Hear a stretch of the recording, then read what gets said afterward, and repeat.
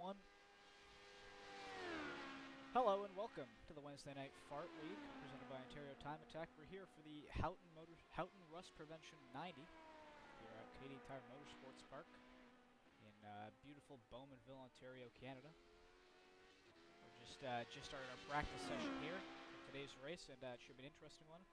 I'm Josh Cronin. I'm here in the booth with Imani. Imani, you want to say hi? Yeah, how's it going, guys? Yeah, I think I was called in by Joe to come in for one of your friends apparently that's in Australia at the moment, and he apparently couldn't make it, so they have me on for in his place. Yeah, he might be in a bit later, but yeah, sorry, continue. Yeah, so what's going on here? Let's get the audience up to speed on what's going on. Hello, everybody. With this race. It's Gary. Gary's saying hi. Hi, Gary. It's Gary, our event organizer. Radio check. Hey, I think you're a little quiet on the mic. Do you wanna turn yourself up if possible? Yeah, I have it turned up on the gain for the recording, but it should be good. I just have to turn myself up on the Discord. But yeah, so I guess just to cover some of our bases. So this will be a 90-minute enduro. This is their first enduro of the season. The next one's being the F.A.R.R.T 60 at Lime Rock. And then they're doing a big one. They're doing a 150-minute race. It's 2.5 hours. Later on in the year, December 30th. I believe it's going to be at the Daytona Road Course. Yeah. Also in these cars. Yeah, it should be a pretty good race today. It's going to be 90 minutes. We're set around Canadian Tire Motorsports Park, or as people know it, Mosport. 3.957 kilometers. Solid circuit. Anything you're looking forward to in particular for this race, or? So I was reading up on it, and then heard in the test sessions that they've already gotten a lot of the race strategy locked down in terms of what they have to do in order to meet the criteria for the race. So there's I see that it's a 90-minute race for this race, correct? Yep. And yeah, so the way that it's going to work is that each racing team has 2 drivers, and each driver has to spend a minimum of 40 minutes of driving the car. The car is going to be on a fixed setup, which means that it's going to level the playing field a lot because essentially all the cars are the same. Yeah, I was hearing apparently the only thing they're actually allowed to adjust is the brake bias. They can't even actually adjust tire pressures. So that'll be interesting too. We'll talk a bit more about the strategy a little bit later. Do you want to do a driver rundown? Do you want to do an entry list first?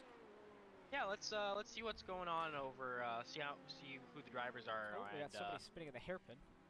Oh. That's one of our newcomers to the league, James Hinchcliffe. Of Dancing with the Stars fame. He did some open wheelers too. Little bit of open wheeler experience. Let's talk about the elephant in the room. Very happy to have IndyCar drivers and former Rookie of the Year in IndyCar, actually, James Hinchcliffe and Robert Wickens here for the Van Houten Rust Control 90. Very honored to have them. Very glad they offered to show up. It should be a fun time. They were very excited to do the race, and I mean it is their home track, so I mean I can see why they would be. But yeah, let's do a bit of a rundown. In the 6 car, we've got CCMW Endurance. That's Colin Cherry and Mike W. Wagner, or Wagner probably. In the 7 car, we've got Team BZ. It's Benjamin Beacock and Ping. Man, Ping Zhang, great guy.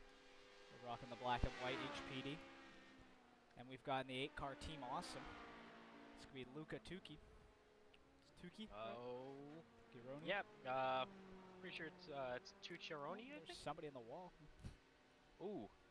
Okay. You hate to see it. In the 9 car, we've got Hip. It's How I Play. We've got Jim Anderson 3 and Ujwal.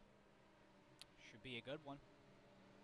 I believe Hip Motorsports are actually sponsored. This is presented by Hip Motorsports. A lot of guys out on track. I mean, it is practice. Oh, sorry, it's qualifying. This is a qualifying session. Oh, I thought they would have got a practice session, but it looks like it's qualifying, actually. Where was I? Sorry, in the 12 car, we've got Tizardi Racing, Thomas Langel, and Joseph Yang. In 13, we've got JBR Endurance. It's Jordan T. Bizugly. Bizugly. Sorry. That's probably not how you pronounce that. And Paul Todd. In the 20, we've got... In the 20, we've got Team Pavel and Michael. And if I remember correctly, Michael actually wasn't able to make this race due to an issue with his car. So, it might be just Team Pavel, honestly. Got Team James Houghton, too. Yeah. Oh, sorry, actually, Team Pavel, it might just be Michael, because I think Pavel wasn't going to be here.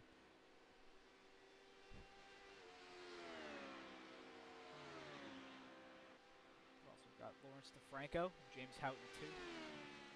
It's probably the actual James Houghton. On. And the aptly named Team James Houghton.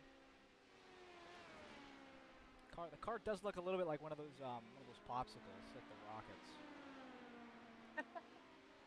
But in a good way. Then up next, we got he's just gonna keep going. Up next, we've got Team Squirmy Worm. Like I said, the newcomers to the league, we got James Hinchcliffe and Robert Wickens. They're our guests for this race. Very glad to have them. I hope they go fastest because they have racing experience around. They both go off. Oh, I saved it. There you go. We've got Vicuña Motorsports with Daniel Santibanez and Eric Dallariva in the 32 car. We've got Tequila Pavement Princesses. We've got Chris and Mike.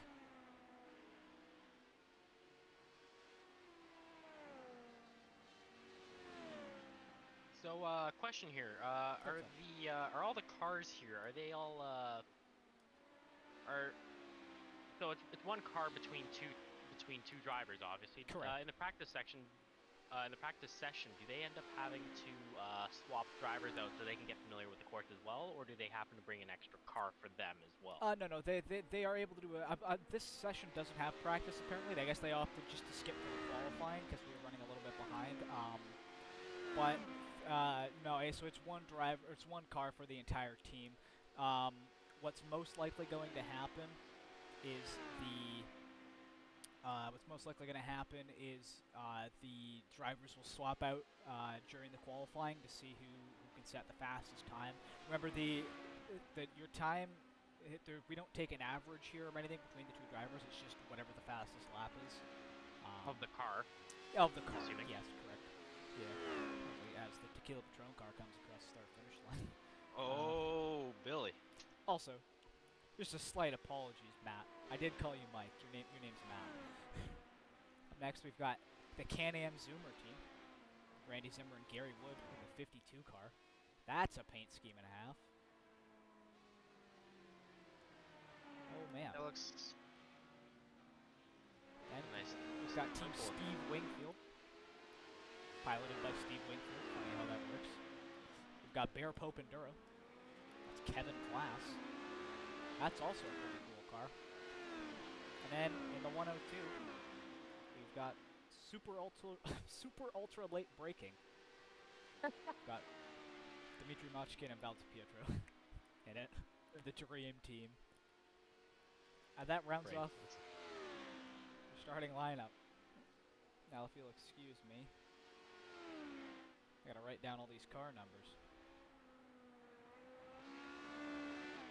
So we know who's who. Yeah, well, I mean, of course.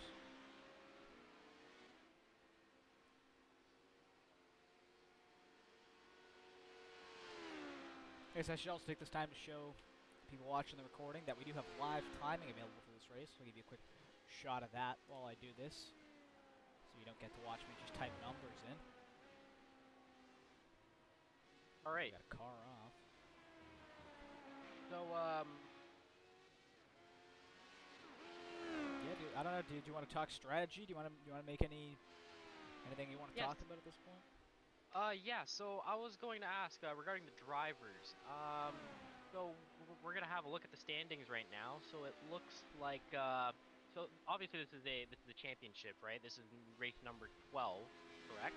Correct. and so it seems that we have. I'm not sure if I'm gonna get this name right here, but Ujwal Verma. It seems like Yeah. I think he is in the lead right now for standings, right? Because if I'm looking at the document here, the first are the points that are being awarded right now. Am I right? Actually, no. Oh, whoa! This is actually way No, more sorry, than no. that. Val leads. Val leads the standings. Val Pietro leads the standings. Ujwal's in second though, followed by, of course, Jordan T. They've both been racing pretty well. Don't sleep on Pavel Schminko though. He's alive within the standings, but he is the best placed rookie. And Dimitri just absolutely bins it in the wall. Turn 10. Oh man, that's rough. That's gotta hurt. As long as he doesn't reverse out onto the track, that's good. Ah, there you go. Well done. So you keep it nice and clean. Let's go back to the left time. Alright, so the racing strategy, it seems that obviously because both drivers have to spend a minimum of 40 minutes in the car, so there's probably going to be some kind of window when these drivers are going to be hitting the pit to obviously swap out. So there's a lot of things that really tie into the race in terms of how the car is going to perform, whether it be how hard you're going to be pushing the tires. Yeah. Whether or not you're going to have enough fuel, there's got to be a lot of calculation in terms of how long you want to be spending out on the track before you hit the pits. Oh, 100%. Yeah, that's the thing here. We'll do the breakdown just in 1 sec, but there is actually a lot, despite the fact this is a fixed series, there is no damage, but there's actually, because of that, a lot that goes into it, because you can't gain any sort of an advantage or a disadvantage through the setup. It comes down to how you drive the car, and then mainly your strategy. Yeah. Is the amount of fuel set in the car fixed as well? No, you can I believe you can adjust fuel load. You might have to start in a full tank, but you can certainly adjust how much you put in on the stop. Oh, okay. Yeah, because I was gonna say that it might have been in the best interest of racing teams to probably calculate how much fuel they should put in, but if the cars are obviously going to be started on a full tank of fuel, then yeah, they might have to look into how much fuel they might have to dump in order to finish the race at that point as well. Yeah, I was doing a quick check, and I was doing a quick check earlier, and I think at about the time where the drive time would require you to pit, that's about the point where you'll need to. That's about the point where it's a bit before the point where you would need to stop for fuel. So you actually might have a little bit extra. You won't need to fill the tank. You might just need to splash a bit less. But that also depends too. We'll talk a little about that in 1 second as I finish these numbers. But Okay. yeah, there's a lot of the options. Let's have a look at who's doing fastest lap yet so far. JBR Endurance currently, I think they're currently fastest. They are. They had 108.64. That's a pretty fast time.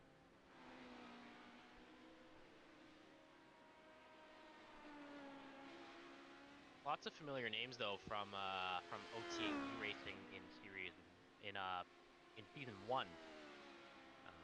Yeah. Yeah, lot of familiar faces. Oh yeah. Yeah, because I remember I participated in the season 1. At one point, I was actually on a controller for pretty much a majority of it. Oh, this game is pretty rough on a controller. Yeah, Durable, so I could only. Yeah. I don't really know too much about iRacing though, so well, I'm assuming both games are obviously sim. Yeah, I can give you a bit of a synopsis. iRacing is pretty much just well, man, it's just a racing sim. It is pretty top in terms of their laser scanning. I've noticed iRacing is kind of the best for laser scanning. You see that? Dimitri, going for a little bit of an off-road. Oh yeah. It's a fun one. That's that's just Dimitri though. We love him. But yeah, so sorry, I kept putting it off earlier because I was stalling for time. Let's just do a quick a little bit. You already had a bit of a rundown on kind of both the rules and the main things that are inside this. I'm just going to touch up on that a little bit. So important to remember, the track, it's already got a little bit of rubber on it. It's not too bad.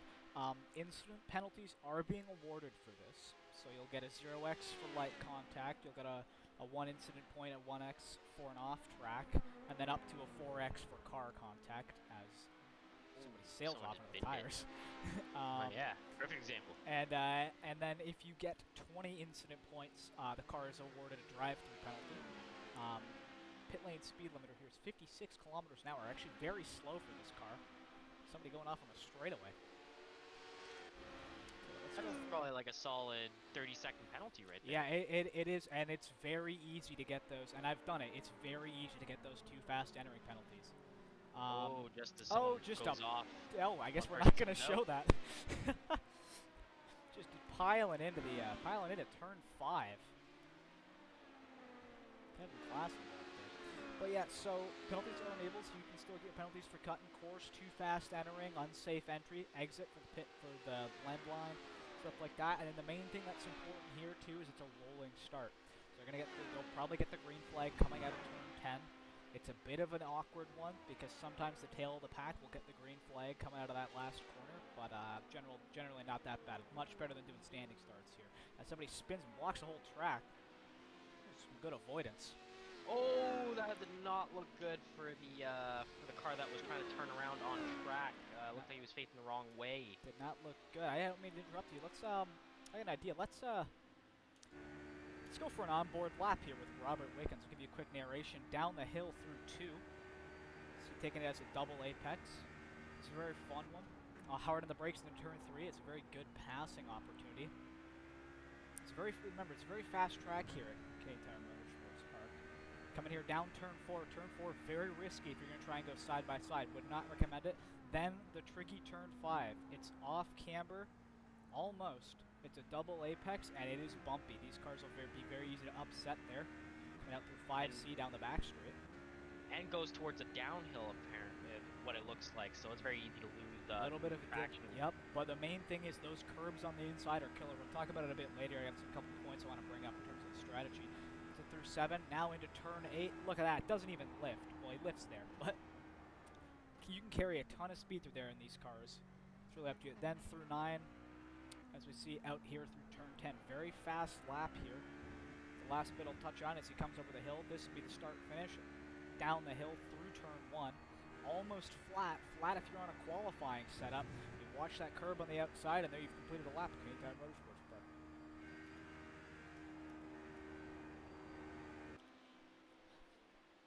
I didn't mean to cut you off earlier, so while we're qualifying, let's just do a quick update on the lap times. Wickens has gone fastest. He's got a 1:08.1. It's 5/10 faster than JBR Endurance in the 13 car with a 1:08.6. All Todd's hopefully. Oh, we got a spinner in 5B. Oh, got real close to that spun out car there. He managed to hold it together real well too. Looked very clean. Yeah, well, that's the one thing. You will see a lot of spins in turn 5. It's a very tricky corner, so it can lead to some pretty interesting moments at the beginning of races or near the end of races. Yeah, especially when when the tires are worn out. 100%. As well. For any of you who are familiar with the real-life NASCAR Gator Outdoor Truck Series, some very interesting finishes that have taken place in turns 5 and 10. Don't think we'll be seeing any of this in this league. After all, people in this league generally are very happy, very fun. I think it would be very frowned upon for a NASCAR-style finish here. Let's just do a real quick... Okay, we'll talk about some strategy talking points now that we got some time. How much time we got left in qualifying? We got 7 minutes. We got some time. All right. So this is yeah, obviously we went over fuel and actually no, we haven't gone over the fuel. We've definitely talked about whether or not there's going to be tactics involved. So apparently a fuel tank should take the car about 42 to 43 laps, which is roughly about halfway through the race, maybe just over. The estimated race distance is going to be 76 to 77 laps Granted that no one crashes, I'm assuming, right? Yeah, so they won't be utilizing full course yellows for this. They don't use full course yellows for the road courses in this league. But, yeah, it also depends on pace and tire. That was a scary exit there. But, yeah, so in terms of the fuel, it'll be interesting. Because keep in mind, they're piling into turn 3. They're still piling in. Oh, man, everybody's in there. Hey, Garrett, how you doing? Wiggins gets around it, though. Steve, very good. Oh, we're you? hearing a little bit of chatter on the radio here. Yeah, they're just saying hi to Not each too other. bad. It seems like my teammate can't make it tonight. Remember, Steve Winfield's teammate couldn't make it here today. I believe his teammate had some sort of car trouble, so he's going to have to run these 90 minutes by himself. Kevin Glasgow, your teammate. Well, I mean, He's otherwise going to drive by himself. Kevin, it's just me. So can we talk about our strategy? Or sorry, about not our strategy. I'm not in the stories. But yeah, so like I said, it's about 30 seconds to get a full tank of gas in this car. So I'm thinking, and I'm just putting this on the table. Feel free to disagree. Feel free to agree. If you can save just a little bit of fuel on your first stint, as somebody spins coming out of 5C, you would save just a little bit of fuel on your first stint. You might actually be able to make up a little bit of time in the pit. I remember. yeah, it depends on how hard you're pushing the car at that point. Of course, yeah. And of course, remember, pit stops here are about probably 30 seconds in terms of total time in the pit lane. And when a lap's a minute 8, maybe a minute 7 in qualifying trim, what are they doing? You probably end up spending more than 30 seconds in the pit, right? Yeah, like because that's you have big. to be at the pit speed limit. You have to obviously slow down for that. And it's make your slow stop. here, 56 kilometers an hour. It's a slow pit lane, and Yeah, it's so I'm a gonna be pretty long pit lane. Yeah, you're going to be spending at least more than a minute. You'd be spending I think probably they might do about a minute. I think they might do about a minute if they take tires too, and that's big. That's almost a full lap. Well, at that point, it's about how big the crew is. I'm not sure how big they have the crew estimated to be, and in terms of how long each of those processes is going to take to do in iRacing. Yeah, well, I know, because it'll 30 seconds to do fuel, and I believe they'll do tires during the fuel.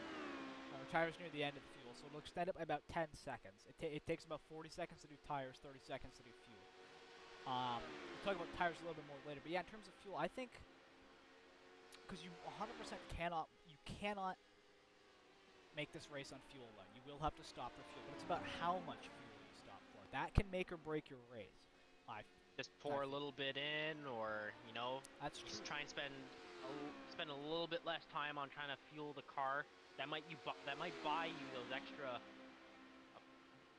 maybe 10, 15 seconds, or maybe even less than that, depending on how much fuel those cars are drinking throughout the period of the race. And what I'm thinking too is, because it's definitely a possibility. What I'm thinking too is, could you short fill at the beginning? That's what I'm wondering about too. Like, does the car have to be on a full tank of gas? Yeah, they may have to start. They may have to start in a full tank. But if they don't have to start in a full tank, they could short fill at the beginning and maybe look at doing a 2-stop. It would be bold, though. Do a full stop. Yeah, but at that point you have to still consider how much time you're going to be spending fueling as well, right? Because if you want to try and only dump in a certain amount at a time, it's whether or not you're going to be losing time with the added weight of the fuel, right? In the first half of the race, or make up for it late game, right? Yeah, and that's the thing too. CTMP, or Mosport as people know it, is a very big track on the undercut. Sorry, on the overcut. Stopping takes so much time. When we were looking at the Prototype Challenge races from last year, the IMSA Prototype Challenge series, it was almost a full minute worth of pit stop time. Actually, I believe they had the mandatory pit stop length. It was actually almost 2 minutes of time that you spent in the pit box. It was really big about how much fuel you put in that car, and then your laps when you weren't stopping. Yeah, that's exactly what I was talking about. You're going to be spending at least a minute in the pit for each stop, just because you have to account for the speed limit that you have to be doing in the pit alone. That is true. We got just under a minute left in qualifying. A little bit of contact going into the hairpin. And Team Squirmy were on the 29 car. Robert Wickens has improved, actually. He did a 108.07. That's a pretty quick lap. It's almost like he has experience. Let's just briefly talk about tires, though, as qualifiers come into wrap. So, something I actually thought was, alright, tires might not be too interesting because of how things work out. But I was talking with one of the drivers earlier, and tires actually, the way I phrase it is it's a yay or nay. You can actually make it, nice wreck avoidance, you can actually make it without taking tires, but it is very uphill battle. We had somebody in practice, we had a driver who did 90 minutes. They did 90 minutes on their tires, and they said their left front was at 4% after. Yeah, I think it was Val DiPietro that was talking about that earlier, right? It was. Nice watermelon helmet there. Oh, somebody spins. So that's the interesting bit, is do you need tires? You might not. Keep in mind, tires takes 20 seconds, and you got to take all 4. And they need a good 3 or 4 laps to get up to temp here. But you can get 25 like good laps on those tires. After about lap 40, they start dropping off. Or about 25, they start dropping off. By like 40, they're like you lose like a second of pace. But will those extra 20 seconds in the pits to take tires help you in the long run? That's where it depends. It's up to the driver. You might have a driver that's better suited to worn tires. Yeah, because they might be able to keep a more consistent pace while not trying to push the car as much as they could on, let's say, the first stint, right? Yep. And then they leave for someone else, or it could be the other way around, where they push the car as hard as you possibly can for the first 40 minutes. You stop real quick, get the other driver in the car, and then pop in a set of tires as well, along with the fuel. Of course. So it might be a case of timing in terms of calculating how much time is going to be spent on doing each thing. Of course.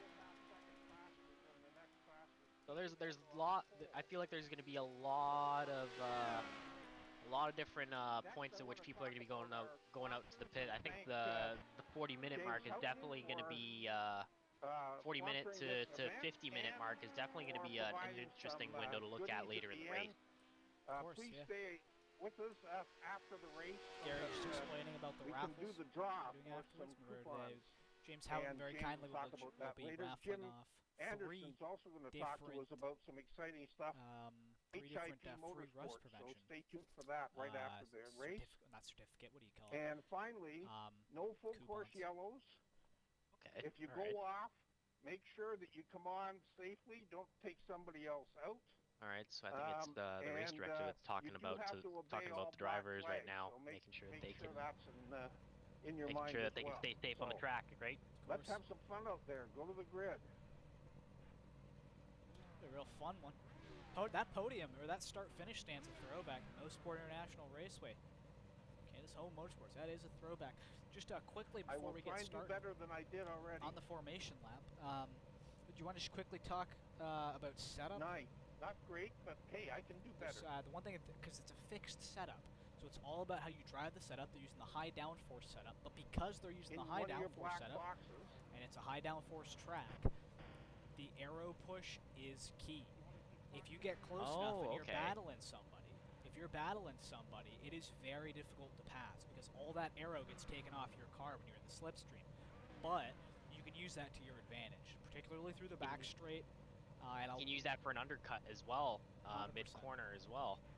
Not mid-corner, but you can definitely get someone on a second corner, if you're trying to, you could possibly set yourself up on the outside and get that extra bit of braking time or a little bit of speed before you have to brake, because at that point you're going to be taking a wider line anyway. So you might be able to set yourself up for the inside on the following corner, let's say with turns, turns 3 and 4, I think you can set yourself up for it, especially maybe not so much on the outside of turn 3, just because that's a very off camber line that you're gonna end up taking if you're on the outside. So, Yeah, but I could definitely see it. let's just real quickly as they get ready to go on the formation lap. By the way, for those curious, our pole sitter is of course Team Square. James Hinchcliffe, remember, with his 29 car. I'm not gonna say we expected it, but I expected it. Let's quickly talk about the track. So, CTMP is, especially in this configuration, very high speed, and you can't make any mistakes. Remember, this is a scan back from the old Mosport era. They don't have paved runoffs in 1 or 2. If you dip a wheel there, From Robert. as they almost demonstrate right there, if you dip a wheel there, it's pretty much game over. We don't have damage on, but it will certainly ruin your lap. Other things we want to talk about, the curbs here. The curbs here are actually very brutal. There's not a lot of places here you can take the curbs without unsettling the cars, especially for cars that are these low. And as they're about to demonstrate coming through turn 3 right here, there's a couple main passing zones, and the main one we're about to go into right now, turn 5. Turn 5 Moss Corner, named after the late, great Sterling Moss, who helped redesign it. Turn 5 is make or break. It's key to your lap. That charge up the hill. Let's actually go to the gyro cam so we can see how steep it is coming up that hill. Look at that. That first apex and then coming into the second apex, getting a good exit out of this second apex, you can shave a second to 2 seconds off your lap coming up the back straight. And more importantly, it's one of the major passing zones. We do got some other passing zones here. Turn 3. Turn 3 is a good passing zone. Turn 5, turn 8, as we're coming up just here at the end of the back straight, and then turns 10, that final one. Those are really the only ones you're going to get passes on. So if you're going to try and pass, which hopefully you are if you want to come home and win it, got to keep that in mind. Coming to the back straight through turn 7, which isn't even really a turn. It's kind of just a crest in the back. Going, everybody. Yeah, it's a very high-speed turn that they're coming in on, and what would be the race pace. They're probably going to be taking that in 6th gear, maybe even dropping down to 4th. They're still going to be taking that at least 180 kilometers an hour there, if I'm not mistaken. These LM prototype cars. Incredibly fast, yep. Pace car coming in, and we're green. Here at CTMP, there's a spin at the front! Oh, Carnage no! on the before the race even started! Oh, no!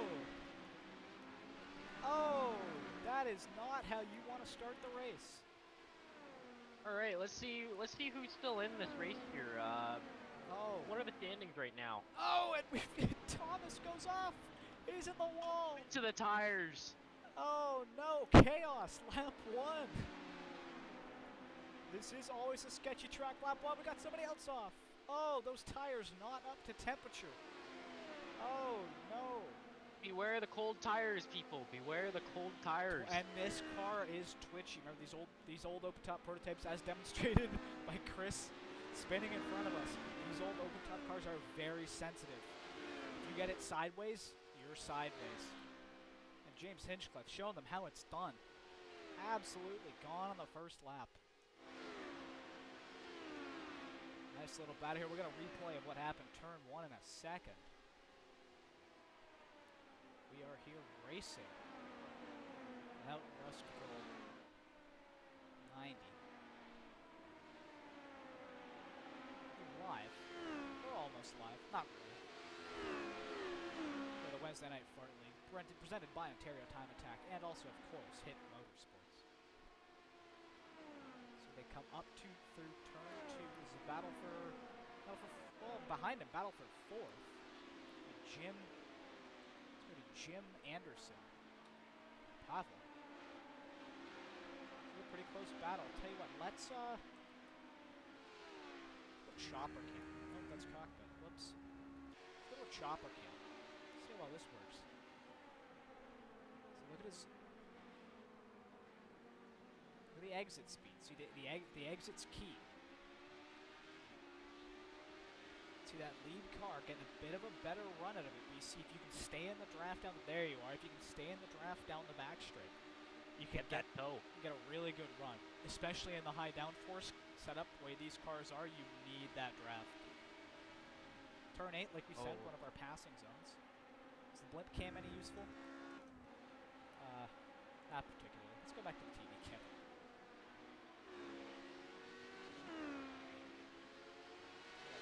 Battle back here. Battle for 5th. Oh, for 6th, rather. And Gary Wood and Luca. Oh, they make There's contact! contact! No, they're in the wall! Oh, no! That looked like it was gonna be, that looks like it was gonna pan out to be a really nice That would battle have been going such into... a great battle. You're nice and tight there. I'll tell you what, given everything that's going on, let's get a replay of what happened lap 1 on that start. Oh, so it was just, who's that up front? Car number 22, I think, there. Yeah, the 22. Lawrence DeFranco. Come on, Luca, be a good boy. Don't hit me from behind. Yeah. Oh, he cut it a bit close, you know, Oh. and he just got turned, and oh, that is not a you. Oh, man, that is not a you want to start a race. Oh, oh, man. Yeah, that's going to be embarrassing to explain to your buddies. That's going to be embarrassing. Yeah. Let's go back live. Well, he's running 13th. It's not last, you know. That's pretty good. Let's battle for 12th.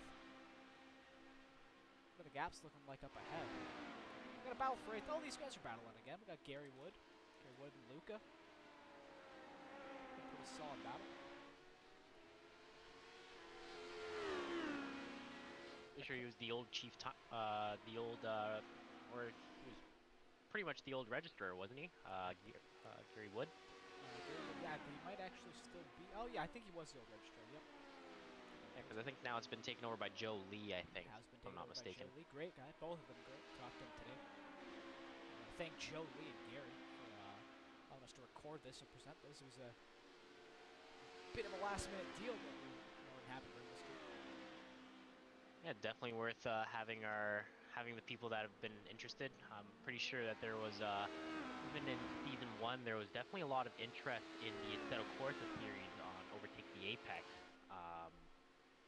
Because obviously compared to iRacing, probably the I guess you could say the fan base definitely doesn't translate as much to iRacing because it's a little bit more niche, if I'm not mistaken.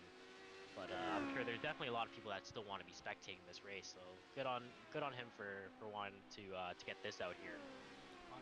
A little bit of a heated battle. Let's go back to our live timing. Do a quick check. Current fastest lap held by, yep, you guessed it, James Hinchcliffe. Very fast around this track. A lot of experience. He's also on Dancing with the Stars, funny enough. No. I would have never guessed that. Talented dancer and driver, funny enough. Oh, a little bit of chatter on the radio. Sounds like something's going down. Oh, they're yelling. What happened? What happened? I don't want to miss it. Did you manage to Sounds like there might be a nice battle going on somewhere if there's a lot of chatter going on between the drivers. Yeah, let me do a quick double check. Yeah, there is. It's Luca and Gary. Oh, neck. Tucci. Alrighty. Let's go back to the actual action. Probably should just show you live timing. Hang on. I saw something update. I thought Yeah, somebody let's see the onboard of car number 8. Luca. Let's see if he can close the gap here. It looks like he really is over on the braking. Keeps the clean on the exit. All right. See if he can carry this momentum into turn 1 here. Oh, he seems like he's going for a little bit of late apex over there. Looks like he lost a little bit of progress that he made over there back in the. Oh, we got a car section. out of the runoff. Oh, whoa. Chris Pazinski has flipped rolled over the car. It almost looks like it's glitched in the ground too at this point. Oh no, Chris! What happened? Oh! Oh! Oh, he had to avoid that. Oh! Opa! All right, man, what a... Don't drink and drive, people. Yeah, I mean, remember guys, when you drink, never drive. Who was that? That was Pavel. Oh, Pavel just looped it. Well, I just rolled it back across the track. And you know, it's that crest there. It's that crest there at turn 2. That crest makes it very difficult. You pretty much can't see over that crest, as demonstrated right there, actually, funny enough. Or as demonstrated right here. really nice sounding V8 sound that I'm hearing right now. Yeah. I think it's a V8. Whatever it is, it sounds good. I hope it's a V8. This is a very fun car to drive. You know? I've personally driven this car for 24 hours in Le Mans on iRacing, and it's twishy, but it's fun. It's a very scary car to drive. As demonstrated right there, a little bit of opposite lock. Yeah. But it is fast. Right, well above 9,000 RPM. It's over 9,000. Yeah, it just keeps going. Seems like they have the gearing set up really well for this course as well. Seems like they're just before rev limit before they end up having to brake. Yeah, it's it's really almost bang on. What time do I still have? Oh, I thought I had the top speed on there. I want to see who had the highest speed.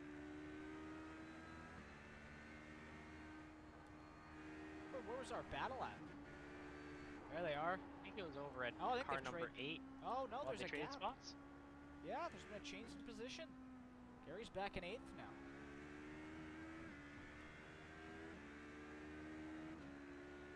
Might be in 9th if that updates cross line. No, he's in 8th. Which would have been funny if the 8th car was in 8th.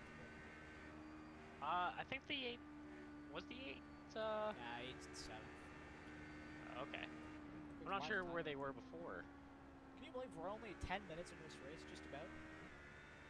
Well, imagine one of these except 9 more times or 8 more times. That's true. Wasn't really good at math. Don't put me on the spot. Oh no! He goes around. No, Tuka spins. Call him Tuka. It's Tuki. Actually, it's a lie. It's Tusi. Oh, they're throwing each other coming out of the airpit. Come on, Daniel, get past them. Is he gonna face a citing over there? Is he gonna be marked with a citation there? I'm not sure if that classified as an unsafe re-entry there. I don't know. We're gonna get race control.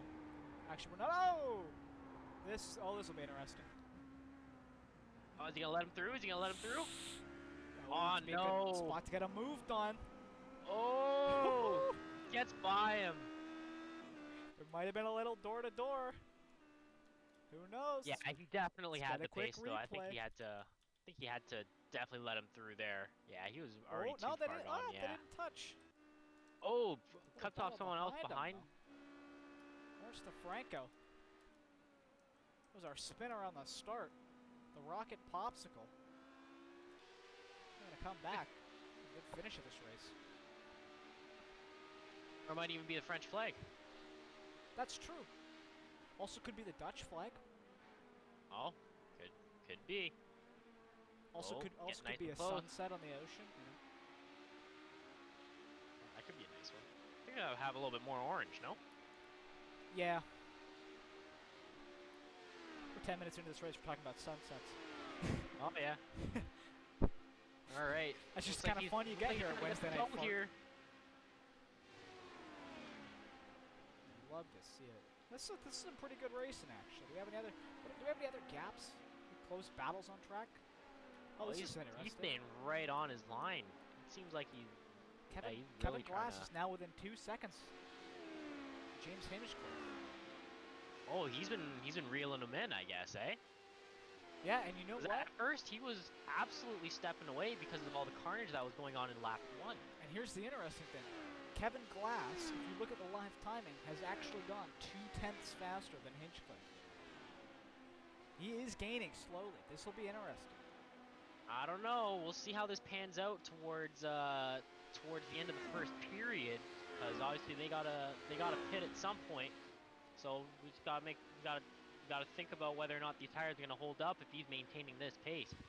Yeah, and you know what's an interesting thing? How much is the gap closed? Oh, only by a little bit. I think only a couple tenths. Yeah, I think only about 6/10, I think, because he said he was within 2 seconds. You want a tenth faster. You want a tenth faster that last lap than Hinchcliffe did. Thanks, Dimitri. So you know what? Ooh, here's an interesting thing. Like I said earlier, the save or spend with the fuel. Is Hinchcliffe saving?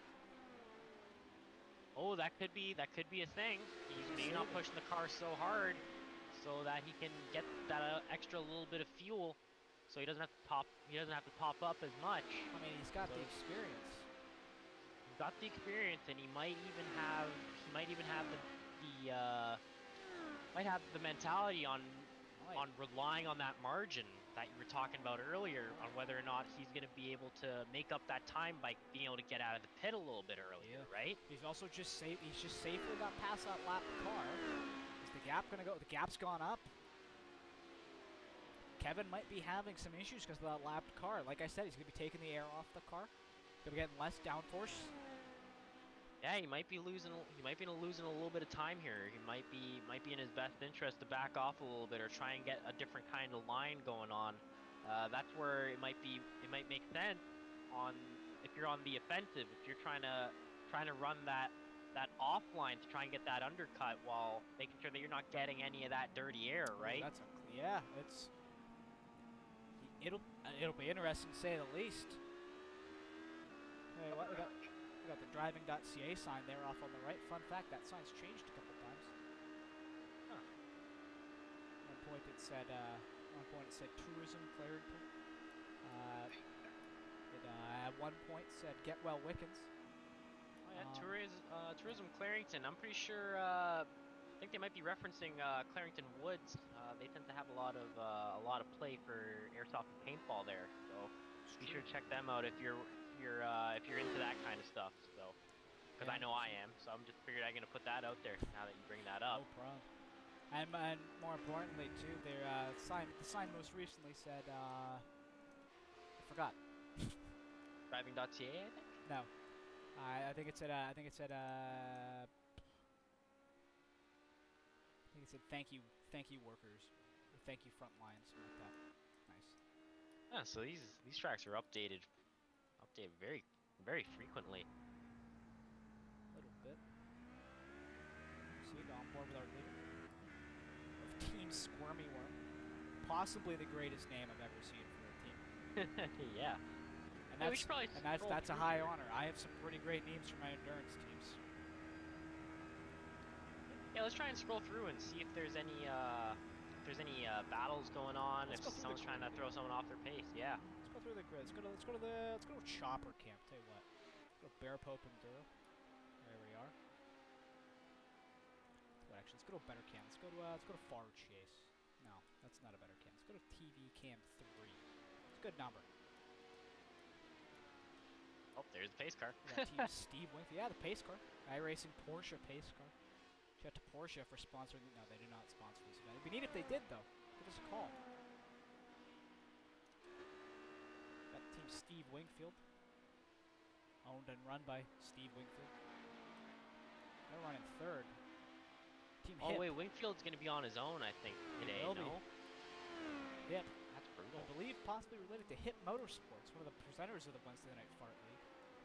He definitely might be at a disadvantage there, because that's a lot of mental power that you're going to be having to take on over. And like we said earlier, too, this is a track where you cannot make mistakes. So, doing 90 minutes by yourself. Yeah, that's a lot of mental power and dedication right there. That's going to have to go into it. Even the pros don't do 90 minutes here. Oh, yeah. Well, I mean, think about it.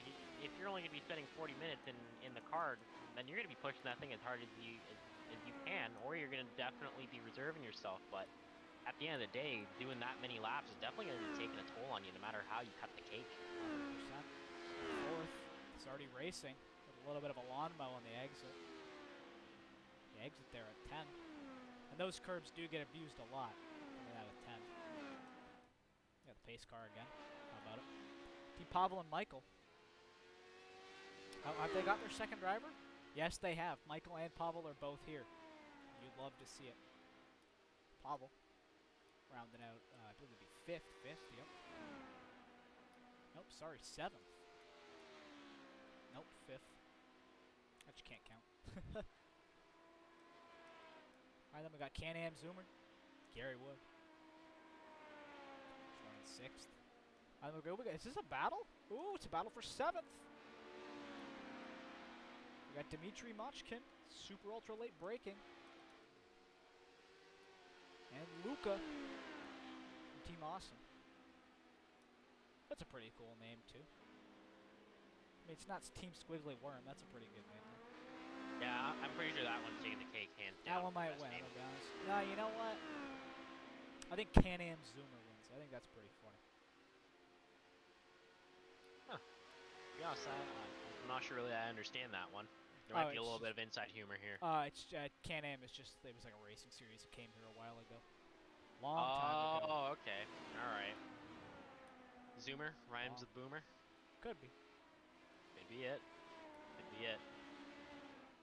In fact, you know who raced here in Can-Am back in the 70s? Who'd that be? Gilles Villeneuve. He was French-Canadian racing driver. Speaking of famous racing drivers, Dmitry Mochkin in 8th. Kind of people's champ here. Fan favorite in the league. We all love him. Great guy. Nice guy. May or may not have taken me out in the Monday night sim day race. Ooh, shots fired. Shots fired. I mean, I'm not like I told him I'd come back around. So you know, but we love him. It was in jest. He did not do it. He did not do it maliciously. It was very funny. You can never go wrong with banter though. 100%. A little bit of cheeky banter. It was tons of fun. Got JBR Endurance. Got Paul Todd. In 9th. Safely negotiating hit the hairpin. That is a very difficult point. Definitely kept it super clean there. There was no signs of any twitchiness at all whatsoever. Oh, we got Kevin talking that smack on the radio. Nah, he's probably just saying something. He's probably just chilling. Oh, we got a battle coming up with a back straight. This is for 13. Oh, is he? Daniel Is he going to set himself up on the undercut for the left-hander? The outside's a good way. Oh, he gets around. Oh, we got him. Well done. The outside's a great way to get around 8, but the issue is that puts you on the inside for 9. And if you can be on the outside for 9, you're on the inside for 10, and that sets you up for a great run down the front straight. Like he took him. It looks like he took him on the outside midway through the right-hander. Yeah. Looks like he was carrying a lot of momentum there. I think Daniel might have just lifted a little bit. Maybe he's trying to save the car, not trying to battle. He might be trying to stay. Oh yeah, that could be. Oh wow. Great line through there, making full use of the track. Of course. I can't sleep on Team B's either, running 11th. Got to point them out. Here comes our leader. Is he going to negotiate the lap car safely? Let's go on board for this. Look at from a driver's point of view.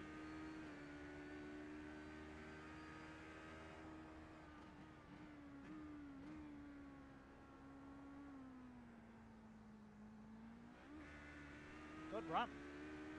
Pretty good run out of the corner. Yeah, definitely timed the throttle perfectly there. Looks like he was spinning tire, but he wasn't really twitching around.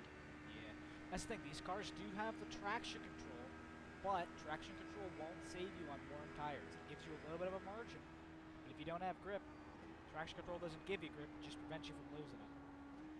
And there you can see the understeer there. A little bit of aero push through the corners. Tires are starting to wear out a bit. It's also because he's behind this car.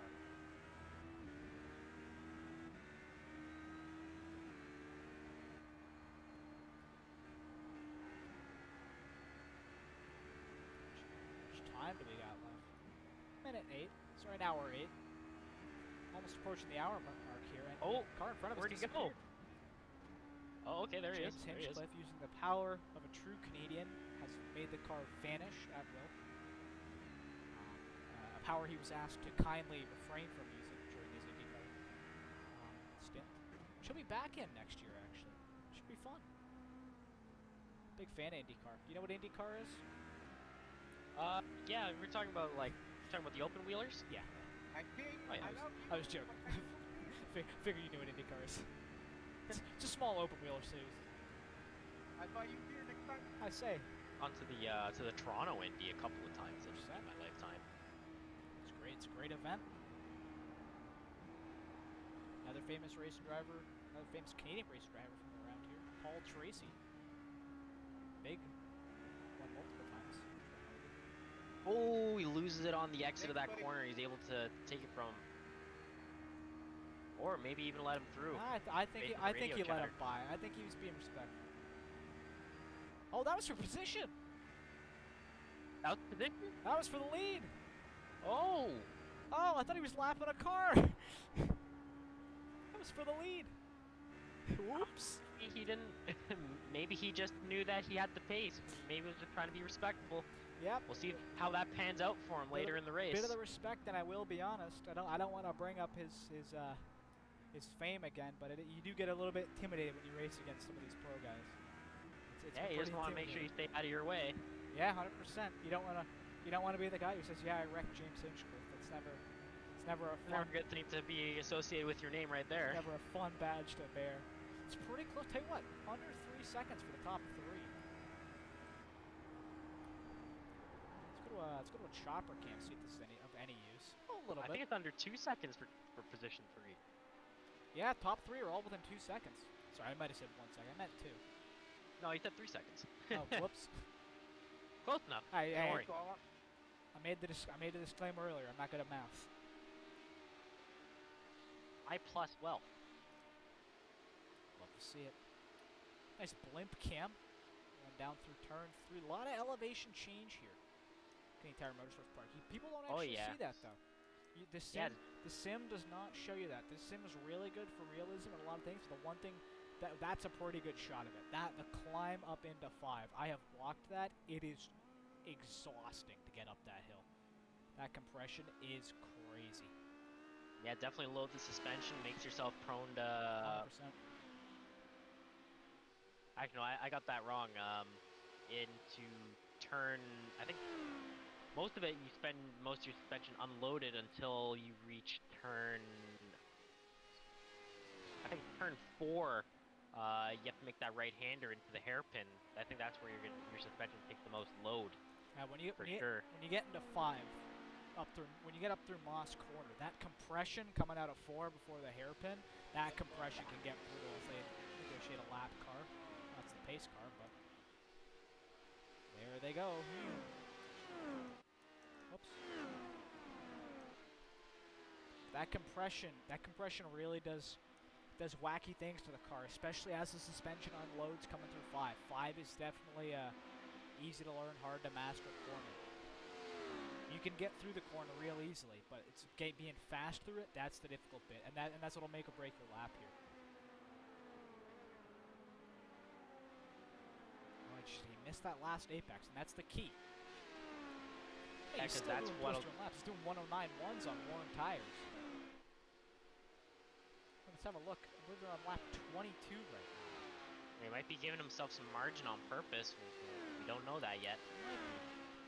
Remember, he's within a second, but they're on lap 22, so now the tires are going to start dropping off. They're not going to be able to do 108s like they were doing. They're going to start dropping into the 109s. So we can look at lap times. As you can tell, if you look at the lap times here, see, they start with 109s. Yeah, it seems like they're really high 108s, 109s. If you look throughout that that lap archive there, it looked like the lap times are relatively consistent there.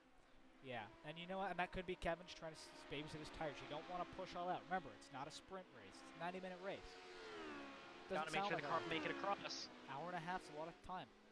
As the famous quote in race time, for sure. Let's finish first. First must finish. Is that a little bit of a lockup from Team Squiggly? Oh yeah, I think you lit up the tires a little bit. Might have been.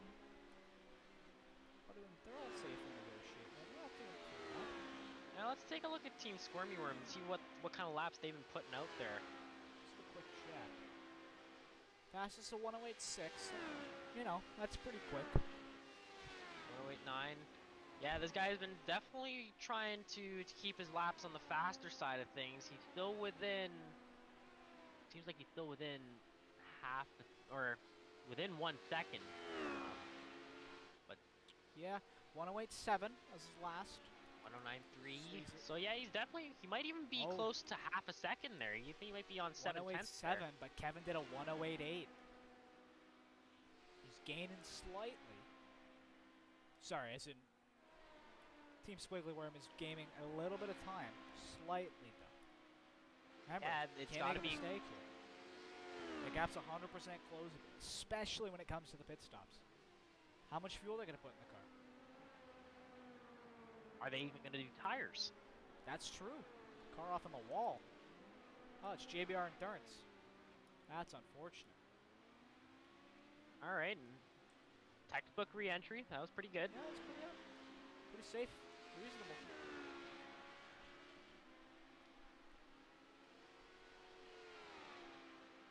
With our live timings, these are sector times. Oh yeah, that'd be a good idea. Oh. Lawrence DeFranco just improved sector 1. 25-2. Only a tenth off the leaders. And you know, if you look at our, as we're looking at the times now, if you look at it, Kevin Glass, the man, the myth, the legend, Kevin, he's a solid 8/10 up in the second sector. He's 8/10 faster. That's one sector. In the second sector. The other sectors, James is a bit faster. But this second sector, he's just flying.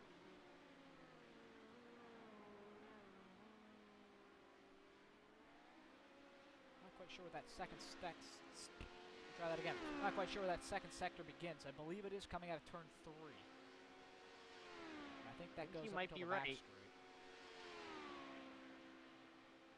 I would not take that as gospel, though. Not 100% sure. It's definitely a nice battle for the lead. This is just... Oh, Kevin's off! Ooh. No, So the second place there. car is in the wall! What happened? Oh, no. Now they're going to battle for second.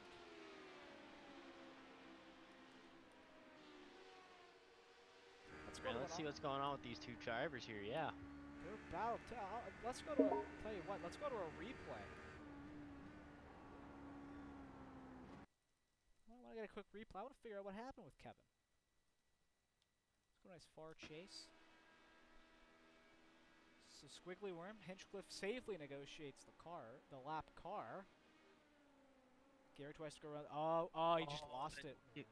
Yeah, I think he was just getting a little too gutty on the entrance there. You know what, yeah. So didn't quite commit there because that car was there. That's that arrow push. No, you see, he gets behind the car, loses the back a little bit, and this you can't save this.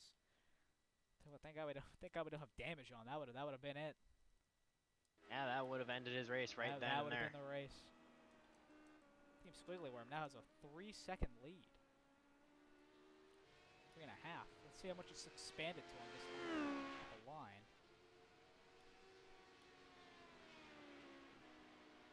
4-1. Now he's got to run there. Now he's got to run in traffic.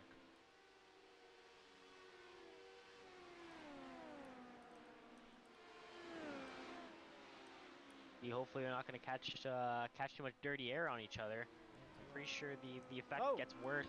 Somebody went off. That's Daniel. Daniel Santabanez. Unfortunate. Let's go to the gyro for this battle for second. This will be interesting. And you know what's something interesting that we see? One of these teams is going to start pitting. We're just under an hour left. We're actually 59 minutes left in the race. That's a big window for pits, but I could definitely in about 8 minutes. In about 8 minutes. And by in about 8 minutes, I mean 8 minutes and 51 seconds. Their pit window will open. That is where they will have fulfilled the minimum drive time for the first driver. So remember, each driver has to put 40 minutes into the race. 2 times 40, that's 80 minutes. 90-minute race, that leaves you only about... Oh no! Third place goes around! Steve spins out of third. Oh no! That's unfortunate. Oh, looks like we got a battle here going on. No, this is a lapped car. Daniel's trying to get his lap back. Remember, no full course yellows. He's going to get his lap back the hard way.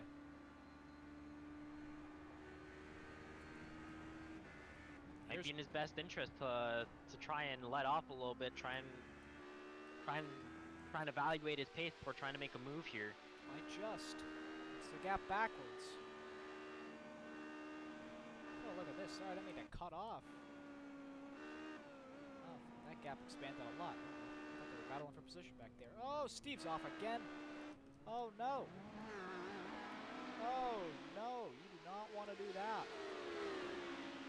And there's a battle for position, 3rd and 4th.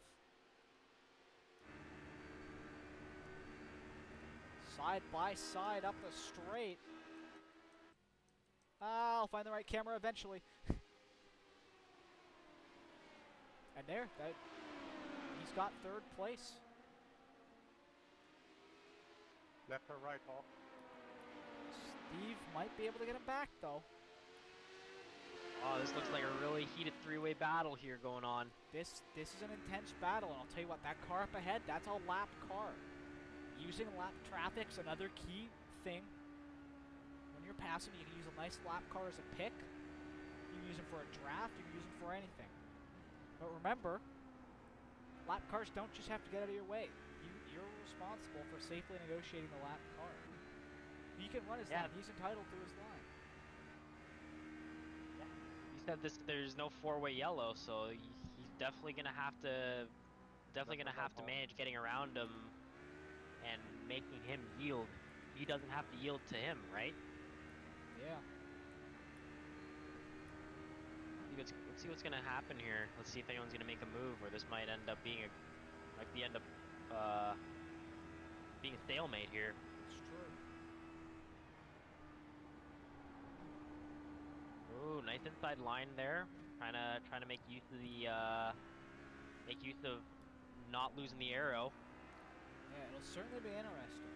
We've heard on the radio a couple times, left or right, Paul. They might be asking him to move. Whether or not he can hear them, that's the key. Paul's a great guy. I don't think he would ignore them, but if he can't hear them, you know. Not a whole lot that you're gonna end up doing. Yeah, 100%. We'll see how this goes. Let's do another quick live timing update. Nice line, nice line.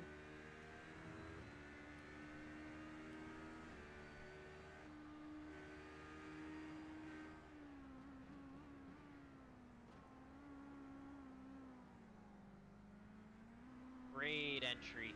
Oh, loses a little bit on exit there. Yeah, that was not a good exit though. You saw that wheel turn. He got a little bit of oversteer. Absolutely kills your run. Oh man. Oh, is he gonna be going racing from the lap car? Is he gonna go for it? Oh, I think he might make it. Oh, yep, he's made it. Got through. All right. Lap cars out of the equation. Now it's just the two of them. All right, looks like the gloves are coming off now, guys. And we've got about 5 minutes left for this until the pit window opens. Unfortunately, iRacing's smart. They don't show you what's on people's dash, so you can't steal their info. But that unfortunately means I don't know how much fuel they have left. Probably not a lot though. On lap 31, that's getting near the end of a tank. Wait, that's been a thing?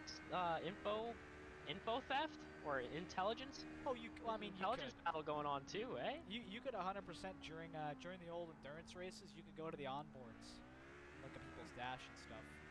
It's smart they got rid of it though, because you wouldn't have had that information normally, obviously. And you have to keep track of it yourself. It's fun. How many other battles on track? I have a bit of a battle back here.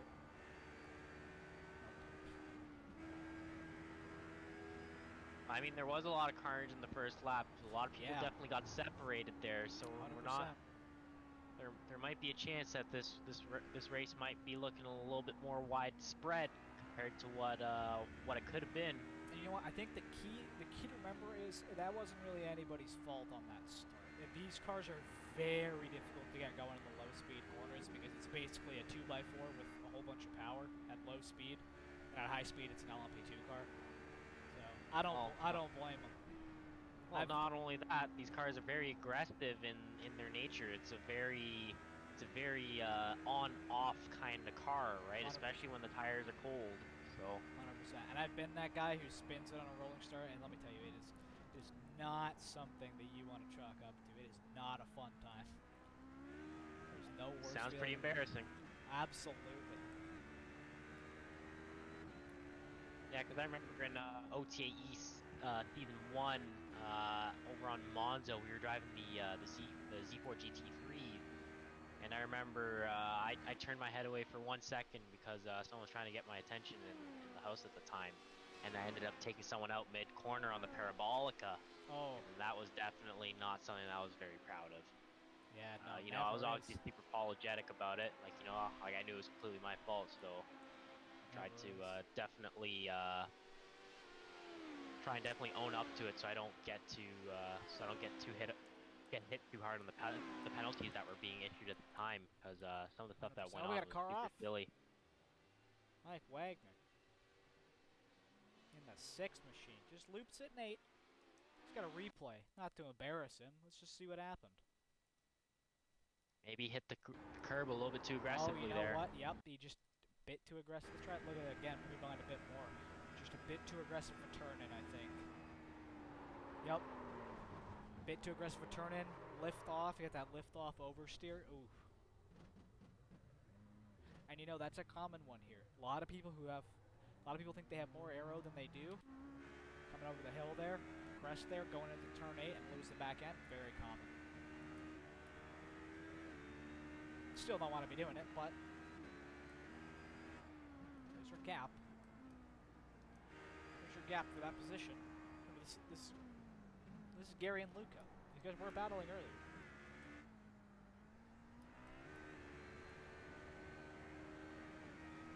There's some gap here. Not with that car ahead of him. That's a lap car.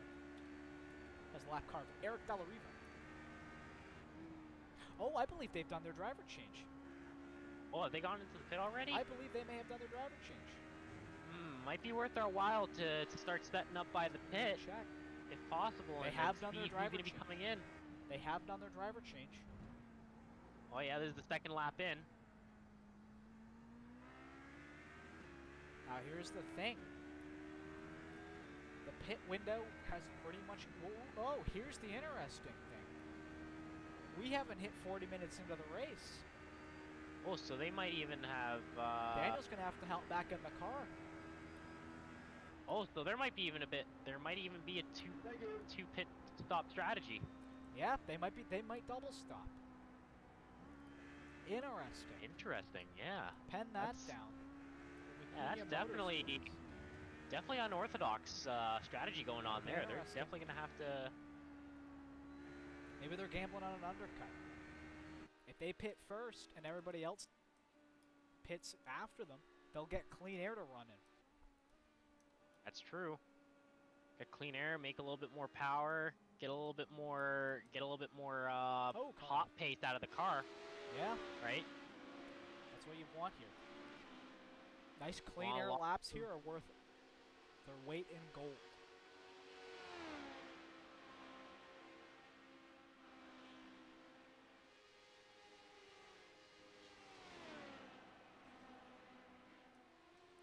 And there it is. We have passed the 40-minute mark here in the Van Houghton, Rust Control 90.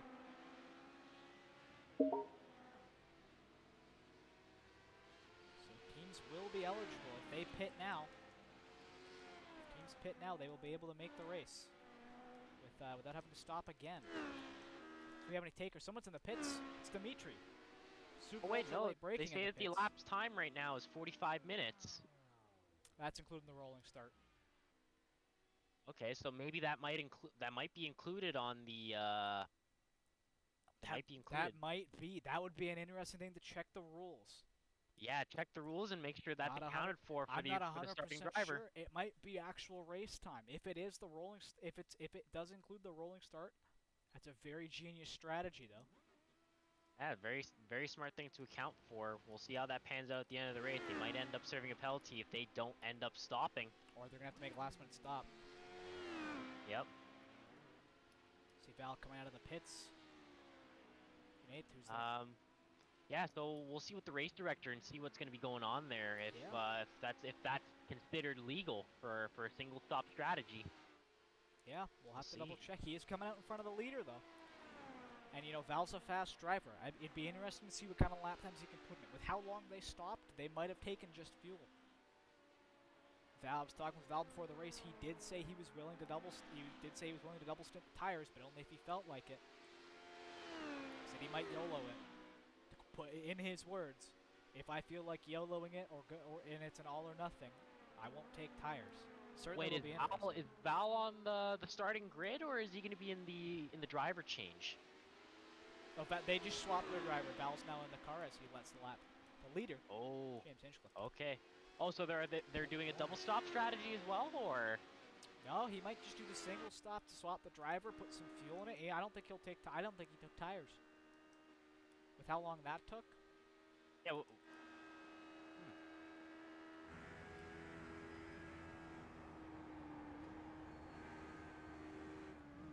be interesting. Will Kevin pit here?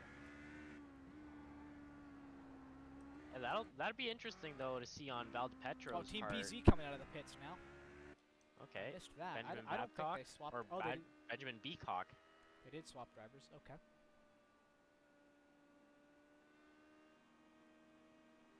Yep, they just swapped 47 minutes in. They did swap 47 minutes. So these are where we're gonna start seeing our swaps happening. You know. Oh, wait, yeah. Did Val DiPietro already? Did he come? Is he on the second wave, or was he starting driver?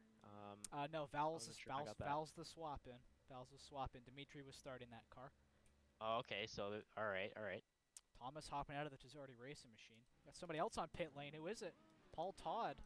Everybody's getting their stops done. Joseph Yang. Oh, he's revving in the pits though. And will burn a little bit of fuel. Now here's the main thing. Will our leader come into the pits? James Hinchcliffe.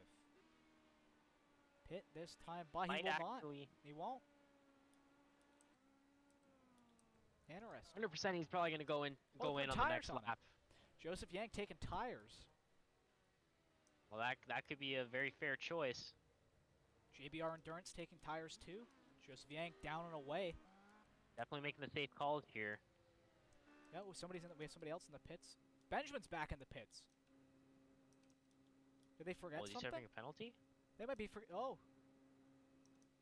he might be serving a drive-through. He might have got too fast exiting. That is unfortunate. Gonna rejoin in traffic. This will be dicey. Join in traffic on the line. Ooh. Is he gonna let him through? Yeah, he's gonna let him through. He's doing the smart thing. Just about dipped the wheel. That was risky, but a necessary Didn't look like risk. he was pushing too hard there. So good on him for trying to let them through while trying to maintain his pace. I don't think Steve Wingfield not doing a driver change. Remember, his driver couldn't make this race, unfortunately. So it's important to remember. I can't remember if we talked about it earlier. How they determined the driver, the teams for this race, is they took the top 10 of the current standings, and then they took the bottom 10 of the current standings, and in reverse order they paired the drivers up. So, for example, Val DiPietro was leading the standings. Dimitri was 20th. And they'd be on a team together, and then so on and so forth, all the way up. And pretty much the people that are going to be in the middle are probably going to be the people that are going to be together in the race. Yep. Ujwal Verma, Jim Anderson. They were both second and 19th, and so on and so forth. Their next enduro, the F.A.R.R.T 60 at Lime Rock, they're not going to have. They will not be doing that. It'll be a solo enduro. It's only an hour long. But their 150-minute race, the Hit Motorsports 150, will be a two-driver race. But more importantly, it'll also be the leader's in the pits. Just to finish that off, I was going to say it will be a two-driver thing, but they will be able to change drivers. Later in the pits, Robert Wickens. I was just about to say, I think he was going to go in absolute last minute. And he pitted on lap 40. Remember that, lap 40. James Hinchcliffe out, Robert Wickens in the car. They took tires and fuel. So I think Wickens will be in it until the end. How much time do we have left? 43 minutes. Definitely dicey on the pit change there. 100%. Well, you gotta understand. Remember, this car takes a couple laps to get those tires up to temperature. Kevin Glass, now your leader. And that is correct. Your second place car is almost a lap behind. That is how long the pit stops are. It's a short lap. Those pit stops really add up. I wouldn't be surprised if we see Kevin come into the pits here this time.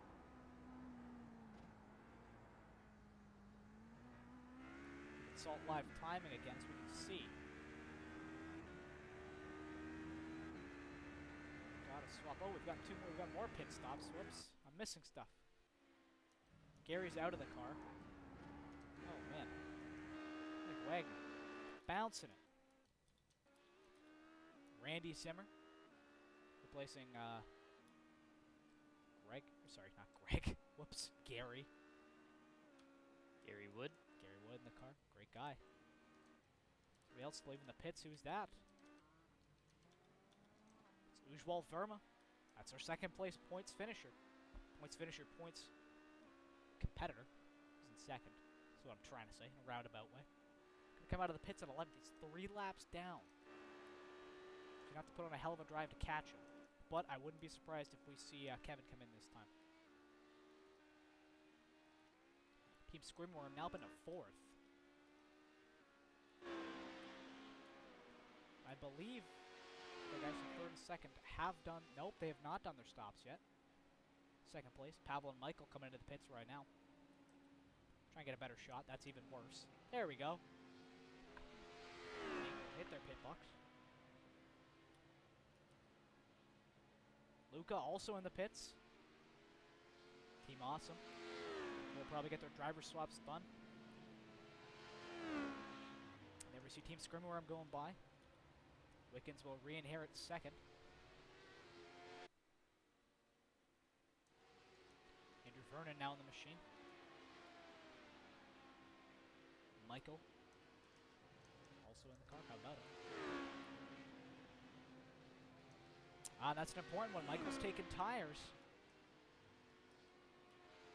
I don't think Vernon's taking tires. Who else is that up in there, up ahead? Kevin. Oh, it's Kevin Glass. Couple cars in the pits. It's like not taking tires. Yeah, I think he might have made the right call Nope, there. Vernon's taking tires. Cars up in the air. Puckett out. That's insane then. Pavel Probably out of the pits. Well, that was a really fast pit stop then. That was definitely Let's lucky. work something out. Where is he? Wickens coming through 8 in this Squirmy Worm machine. Still a great name. Kevin's putting tires on. This will be important. This will be big. Nope. I think Wickens has it. There we go. Wickens to the lead. Car down and away. Not a big gap though. That's a doable gap. With consistency, and if you factor in traffic, you can close that gap.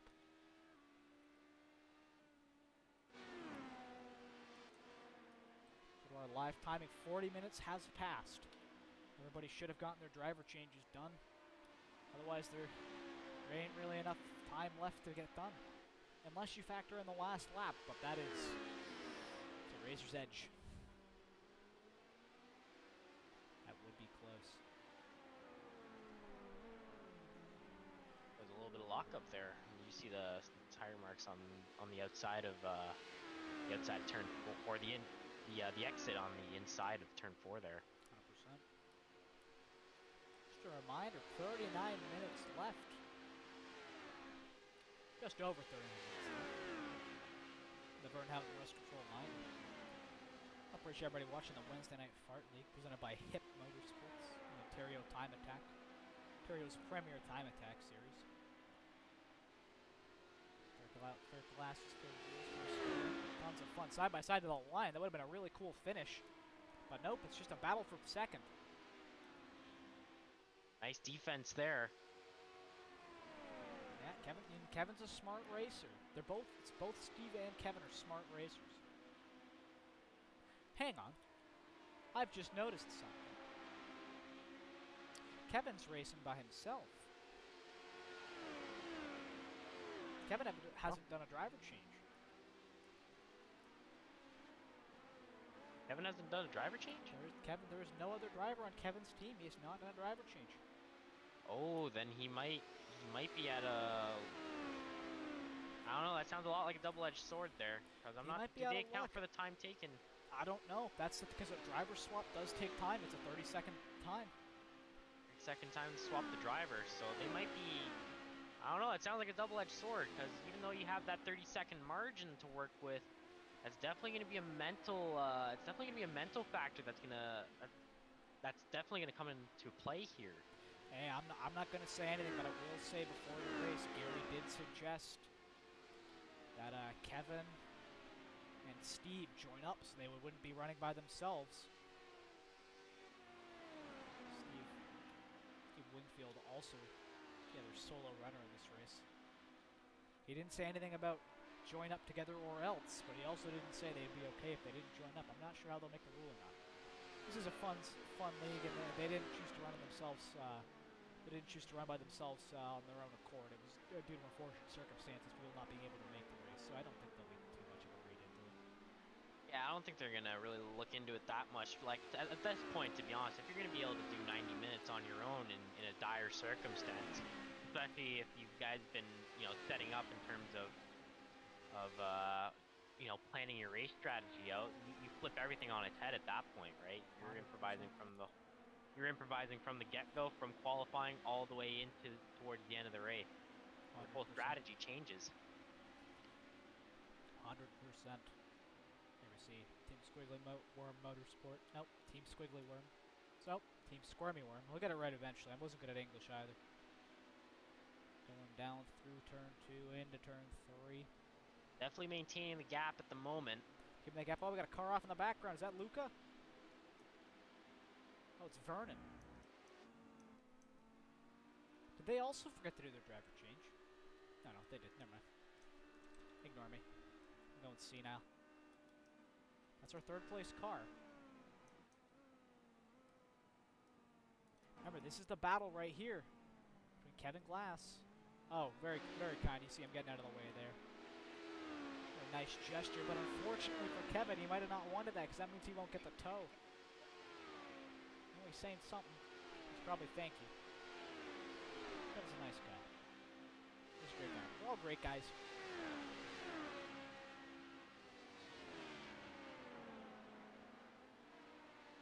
What else is great? Robert Wickens. Cool guy. You know who else is great? Kevin Glass. He's also a great guy. A quick timing scoring update. Timing and scoring. Forgot about timing and scoring.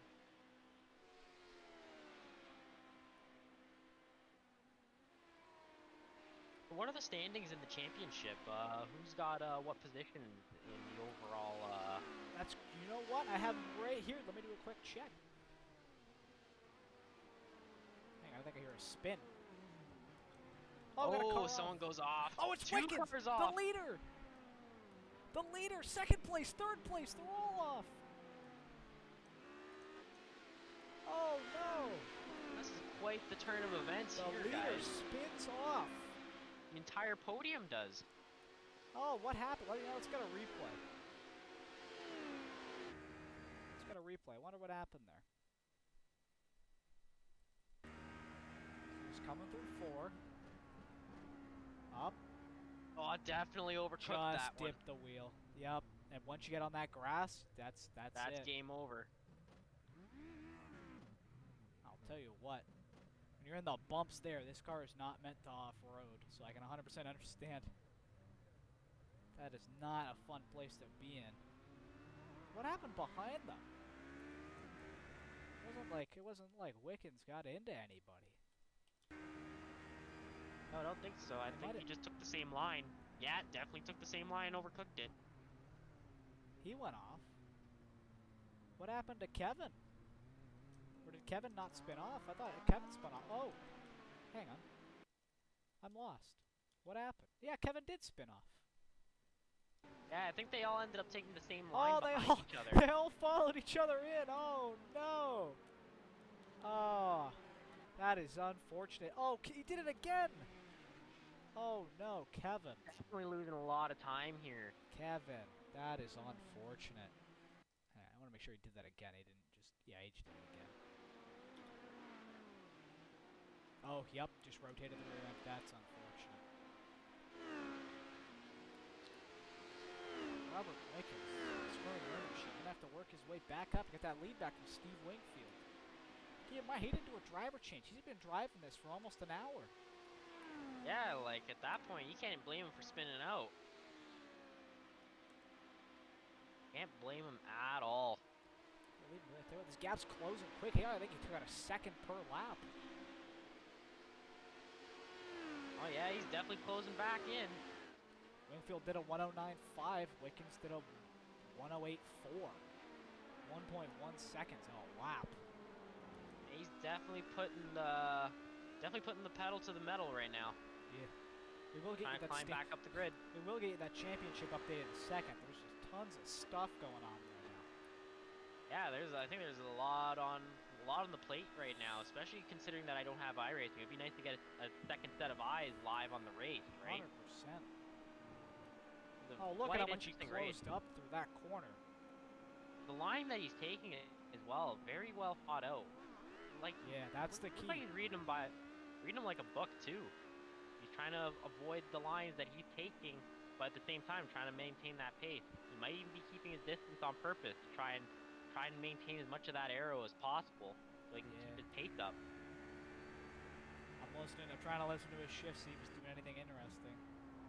He's certainly not fuel saving. So they put enough fuel in the car. Revs did sound low there. It sounded like he could have taken that in third there. Yeah, that might have just been a driver thing. Or maybe he could have just been using the engine braking. I'm not sure. Ooh, curb in 5B. Keeps it clean. Curb in 5B. Wickens, you're a brave man. Especially in this car. Yeah, at this point in the race, too. 100%. It's got a nice cool. Ooh, how's that for a screenshot?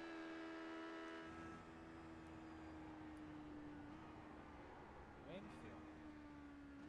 Just absolutely carving these corners up. Here comes Wickens. Tell you what. Also, just noticed Robert Wickens is running his actual helmet. That is pretty funny. Definitely on the hunt here, though. Looks like he's definitely trying to strategically place himself behind the car ahead of him at certain points in the race. He's got a great line through too there, that double apex. He knows his track too.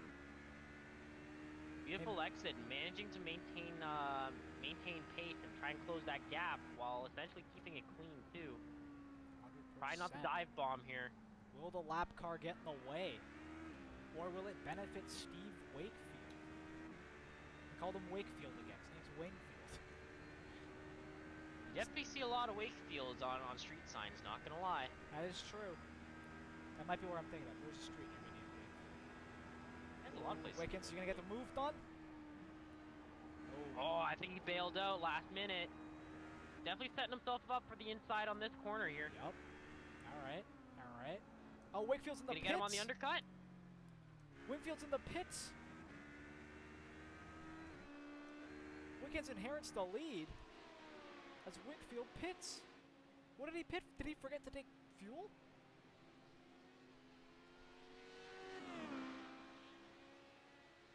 Is there live telemetry that we can look at in order to see if we can figure out what they're going on there? I wouldn't be surprised if... I wish I had it. I don't know, they might have even been on the... did he go in for tires on his first stop? Not sure. If he didn't go for tires, he may have been bailing on that strategy. Nope, that was a splash. I bet you he was splashing. That was fuel? He was probably splashing fuel. It was only a 16-second stop. Sorry, that number's splashing completely fuel wrong. as in putting in fuel or taking out fuel? 30-second fuel. 30 seconds. Total time. Alright, so... Total time, it was a 12-second stop in the box. He probably splashed fuel. He might have not put enough in. But if he didn't put enough in, does that mean... Well, he might be losing time then. We've also just passed the hour mark. Well, they said that a lap will get you roughly 36 laps, I think. Something like that, right? Oh, a tank? Yeah. Yeah, because that's definitely more than enough to get you more than halfway through the race, so... Nice little pack of cars here, I'll tell you what. Uh-oh. Oh! Joseph Yang loops it. That is unfortunate. Well, as long as he gets back along the track safely. Oh, that is unfortunate. Oh! There's not really a whole lot you can do about that. Yeah, he did not have too much he could have done there. That was kind of... That's about as safe as it could have get. Yeah, that was just the circumstances. Pretty big gaps on track, actually. Oh, did someone see the Among Us logo? See Yeah, it a on the couple yellow of them car? have the Among Us. Yep. Eric Della Riva, the Cunha Motorsports has. They got a red one. There's a Yang's got one on his car. Oh, I remember there was one night where I think Another one right I think I there. joined them on. Oh yep, there's. Al's got one. Love to see it. Wickens does not have an Among Us logo. Yeah, because I remember one night after the driver mod Toyota Sierra race, we ended up playing a big round of couple of big rounds of Among Us afterwards, just kind of chill and hang out. Yeah, these guys are great guys. They're really fun to play with. Yeah, really wholesome people on here. You guys happen to be located in Ontario. Happen to like Time Attack or cars. Check out Ontario Time Attack. Ontario's Premier Time Attack series. A lot of fun, great guys. Fair classes, fair competition. Really are the best in the business. Guaranteed. Or your money back. Just kidding.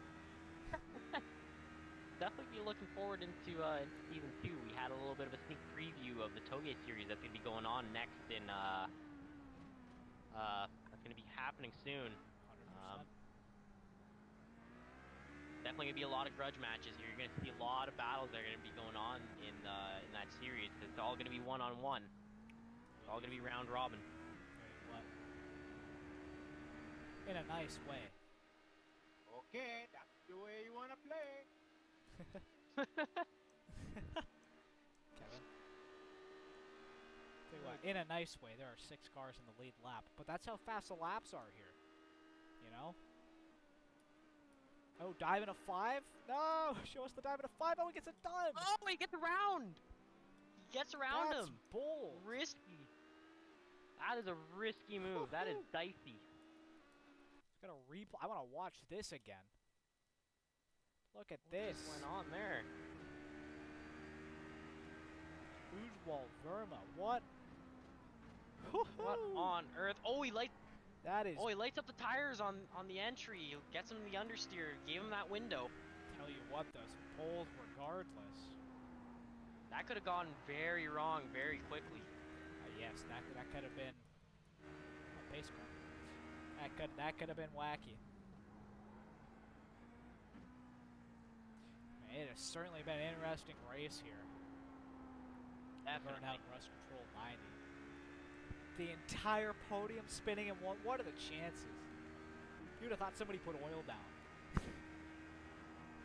Oh, like that one race at I think it was at was it at Sebring? I think it was at Sebring. Yep. The IMSA. Yep, One of the long-tail Corvettes. They're spilling a whole lot of fluids onto the track. IMSA Sebring 12 hour this year. Yeah, the 2 Lexus cars happened to spin out. Cars going off, yeah. The 4 cars. Yeah, my buddy was telling me about that because he works for Lexus. What? One of my buddies, he works at Oakville Lexus, so he's been following the Lexus cars in the IMSA race. They've been doing very well. Yeah, both of them got taken out from those. Remember that? Yeah, I watched it. It was crazy. Pace car. He's just there. He's got a pace car. Man? Let's go on board with the pace car. Yeah, let's see There what's going on with him. Hands chilling. Hands at 9 and 3. He's ready. Oh, we got a battle out here. Three-way battle. It looks Oh, like. not really. Actually, it's just lap cars running with each other, but it's interesting. Though that's no! oh, and he goes off. Matt, no! Oof. Hard to the tire wall at turn 2. Oh man. Bring it around. Bring it around. Yeah, this car is not fun to drive on dirt. I'll tell you what. Yep. Notice how it's sliding a lot. I can guarantee you that is not Matt's fault. That is 100%. And the worst bit about doing that too is your tires are dirty for like half a lap. Scrub them off. Make sure they're clean before you start going on a bend. 100%. I mean like this? Oh yeah, like this. Kevin You Klass. cannot mess around with dirty tires on that turn. Oh, 100%. You can barely take it. You can barely take it normally. Let's do a quick check. Man, Wickens is just walking away. He's just the lap. He just went almost. He went 7/10 faster than the second place car that lap. Look at that, 250 kilometers an hour into the braking zone, turn 3.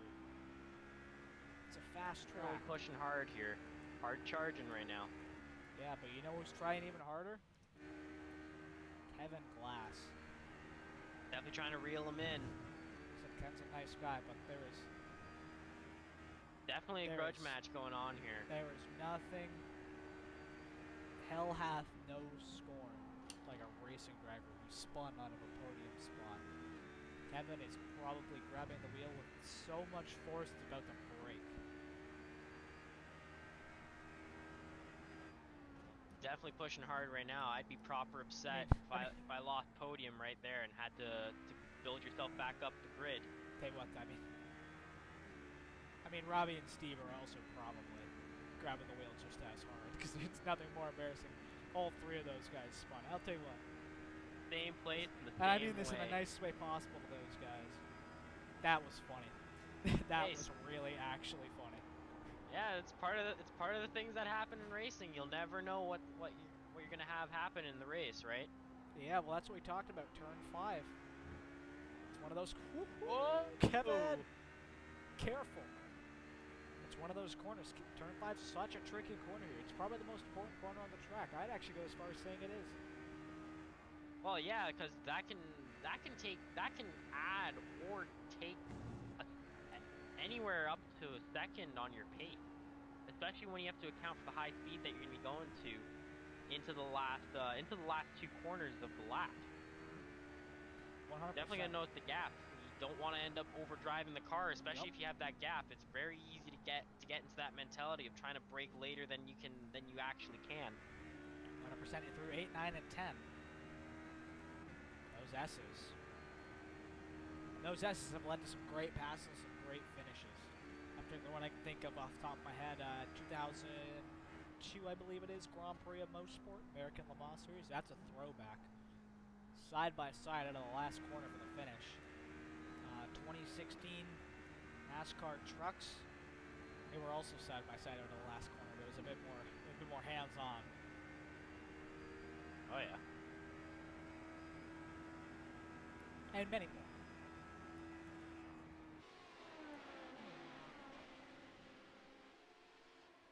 Alright, we got 20 minutes left. Bang on.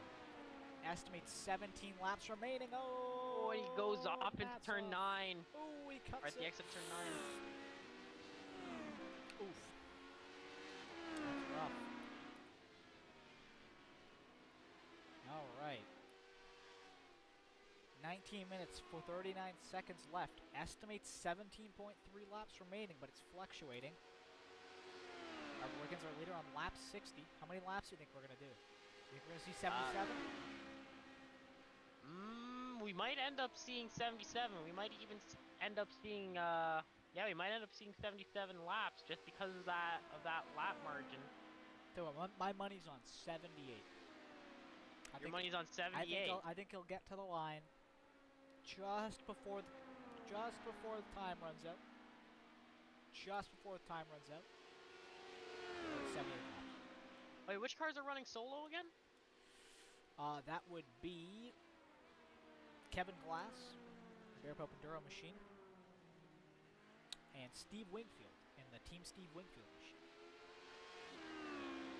We might end up seeing 77 laps out of those two, maybe even 78, like you said, just because they have that 30-second margin for not having that driver change in there. Okay, let's just check something back in the back straight. It's got 265 kilometers an hour for Robert Wickens up the back straight. It's a fast car. And that's in the high downforce. Could you imagine if you trimmed it out? Definitely be way sketchier on the corners there without the downforce. 108.4. These things are doing about. These things are only about a second or a couple seconds slower than the current IMSA prototypes, the DPIs. These things are still going real fast. These are probably around an actual. Yeah, I think these are around the actual LMP2 pace, but a little bit slower. LMP2s do like a 106, 107.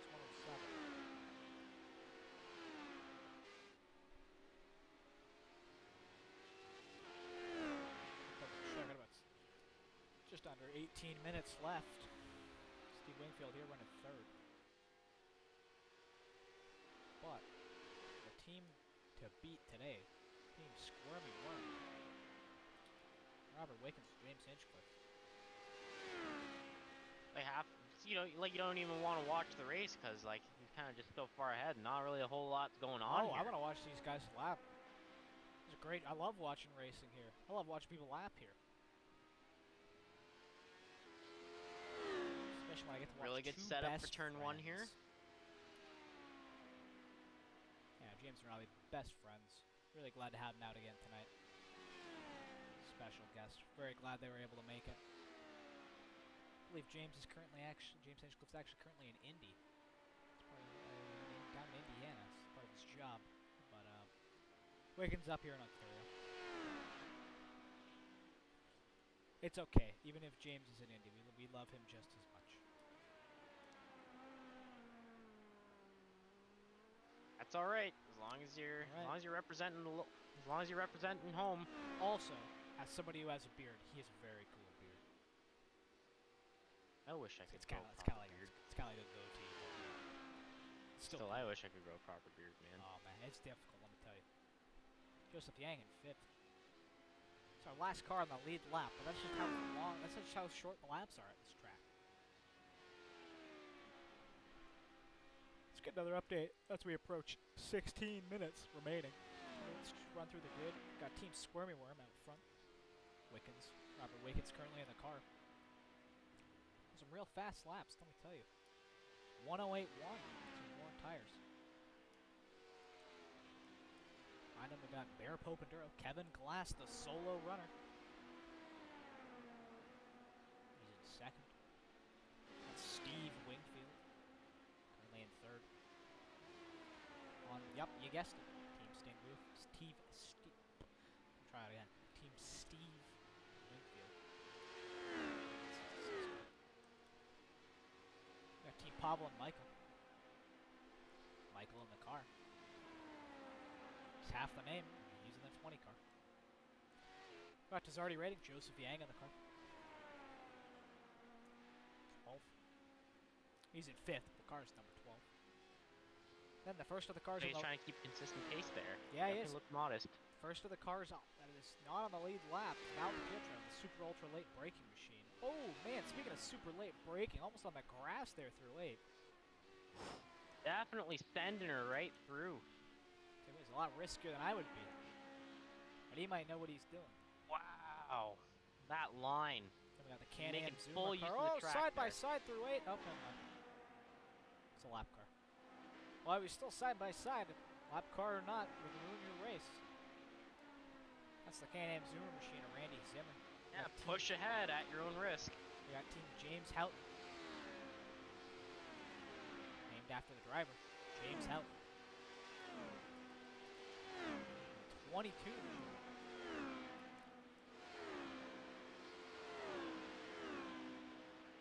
We got JBR Endurance. Gordon T. He's in 9th. The 13 machine. Somebody in the pits? Steve Winfield's in the pits. Out of 2nd. Well, he may have had to stop for fuel. What did he stop for? May he stop? That's a good question, because I'm pretty sure. Was it Steve Wingfield? Was that his? It was only a 9-second stop. May have been in there for fuel. Yeah, maybe he messed up the what fuel stop is he on again. there? That's like his 2nd or 3rd stop. That's his 3rd stop. That is his 3rd stop. Or who knows? He might be on. He might be trying to make pushes on fresh tires, cause like you said, 20 laps. He might. There's only 20 laps you're gonna get on a full stint, so he might be trying to make up that time in pace while trying to give it up on the pit stop for tires. Only about 13 minutes left. It's a bold strategy, I'll tell you what. Not to get interrupted, let's go back to the rundown. Team Awesome, Andrew Vernon, and that was a big hit. Big crash. Holy. Jeez. Well, at least damage is off. Golly. That would have hurt. Oh, that's a risky rejoin. Oh, that's not Where'd he gonna go? look good. Where'd he go? Ah! That is not where you want to That be was stopped. dicey. You cannot see that when you're over the hill, and by the time you see him, you are already committed. You are already, yeah, you're Safely already gets it in going, too deep. though. Yeah. You saw him go by, Team BZ, Benjamin Beacock. Oh. He's in 11th in the 7 car, coming out of 5, rolling out of the back straight right now. CCMW Endurance. It's Mike Wagner. These guys are actually battling for position. Might catch him. He's in the toy of the 6 car.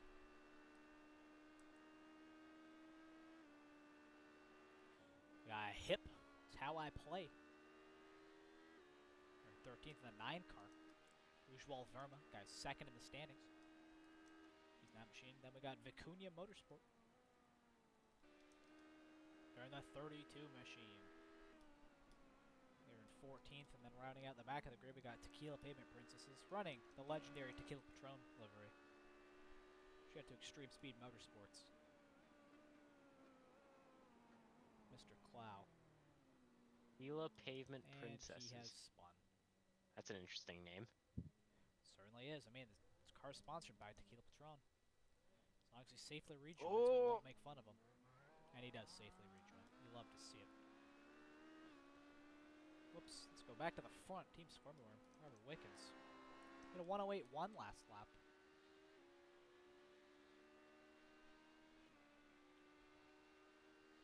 Will certainly be an interesting one. It'll be an interesting finish. We might see a battle for 4th. Remember, that's the distance. He might be able to bring that gap down.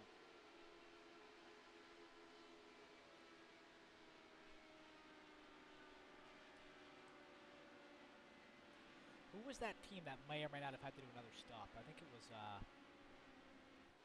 Vicuña, right? Maybe?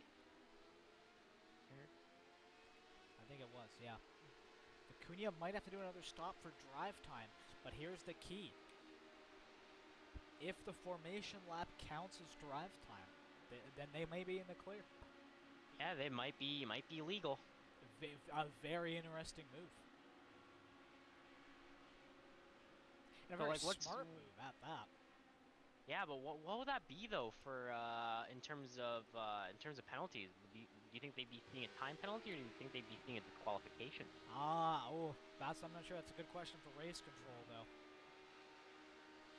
Might be a pretty severe penalty, though. Might be like a 30-second one. Could be a lap. I'm not sure. Or maybe they'll just, maybe they won't do anything. I don't know. It's up to you. Or they might end up Find out next time. on Dragon Ball Z. Of course. Just kidding.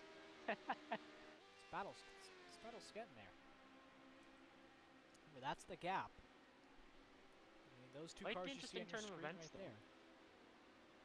An interesting battle for 4th. Look at that gap Oh, though for Team Gap's Squirmy going Worm. down. Yeah, Team Squirmy Worm just walking away with it. You'd almost think these guys do it for their job.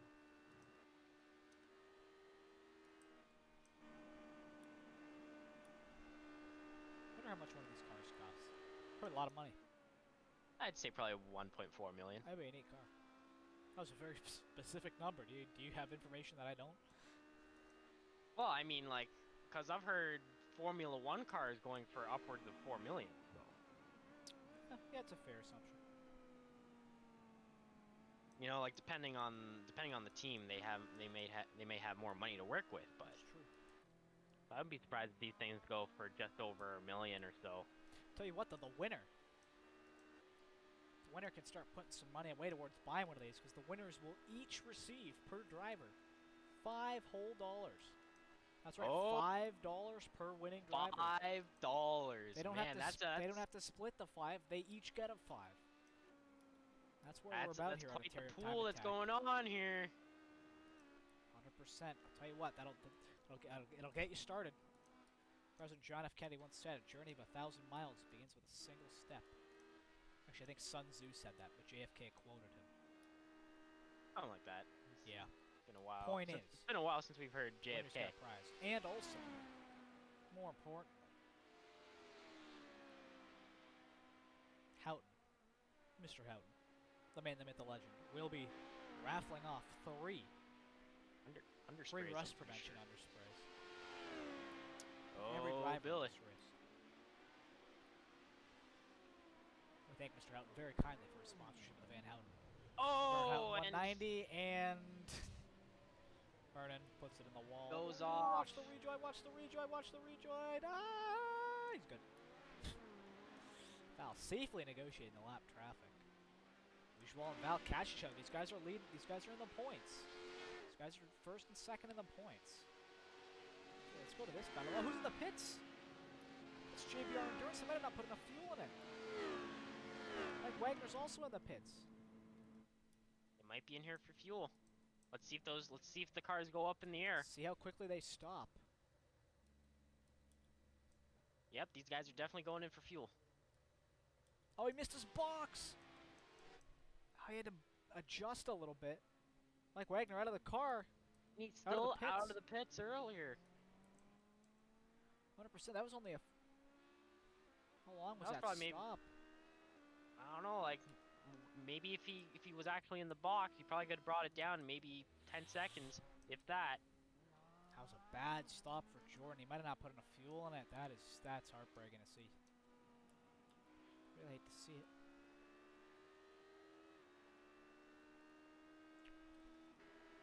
Leader on lap 72. It's gonna be close. What did I say? 78? They had 6 minutes left. It might be 75. 6 minutes. Steve Wingfield fighting to avoid going a lap down. A minute 28 now. Does that elapse also the formation lap as well? So yeah, an hour 28. That does include the formation lap. Well then, yeah, we have probably have about 3-4 minutes in race 5 time minutes, left. 33 seconds left according to the live timing. It'll be interesting. Let's look at the battle back here, though. Ooh, there's a battle. Oh, even better. This will be interesting. The battle for I guess third, fourth, and fifth. Team Squirmy Worm are about to come through and pass these battling cars. This will be interesting to see how they shake it up. Steve Wingfield goes to the inside.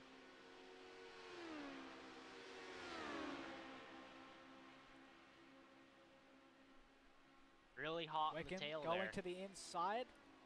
Wingfield can be respectful, let him by. He is the leader. We'll put him a lap down, though. Doesn't really mean anything, but, we'll put him a lap down. How time do we have remaining? 137 seconds. We just had an overtake. Where is he? Ujwal has passed for 11th in class. Nice. Another interesting. Where is he?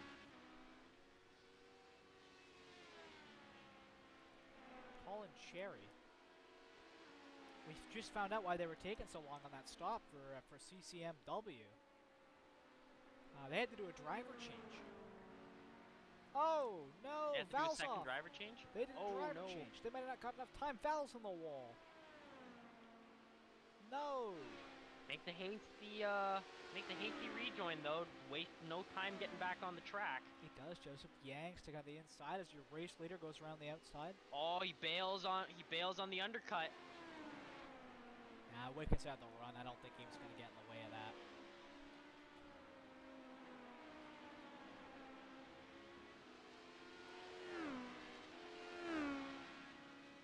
And with that, there are now 3 cars on the lead lap.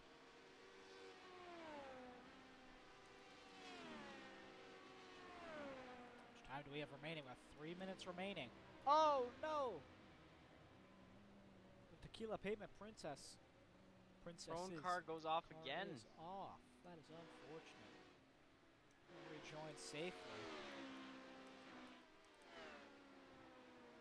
Let's go on board. So we're near the end. Oh, we got a car off. Vicuña Motorsports. No!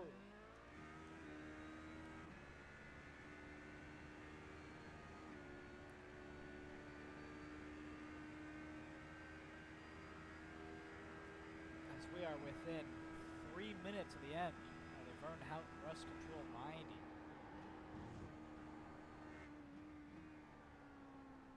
heating up. 75 laps. What did I say? 78? Definitely called 78 laps. We might get 78.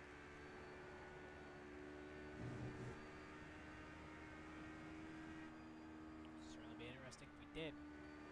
Ooh, catches it. Is that a Has little bit of almost slide? suspension into turn 3 there. Oh, this car's on old tires, and it's going to be light, too. It's got a lot of fuel.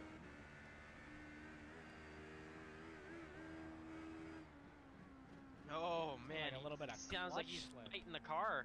Yeah, I was going to say. He might be fighting the tires. If he said that he is on old tires, going for. I mean, it's important to remember, too, Wiggins using hand controls.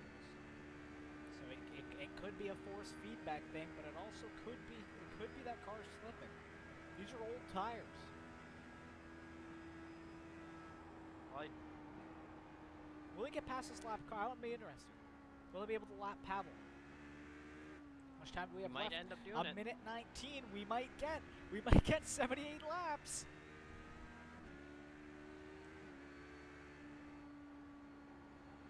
Also, can we talk about lap 74 on worn tires? Wiggins once again does fastest lap.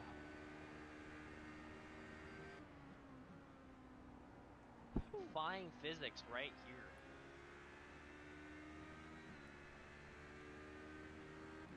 The chopper cam.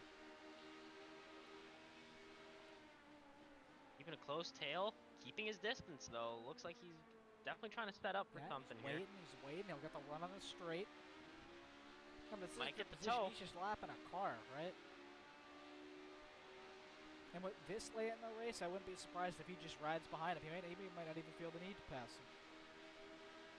Yeah, just using for the toe, try and save fuel.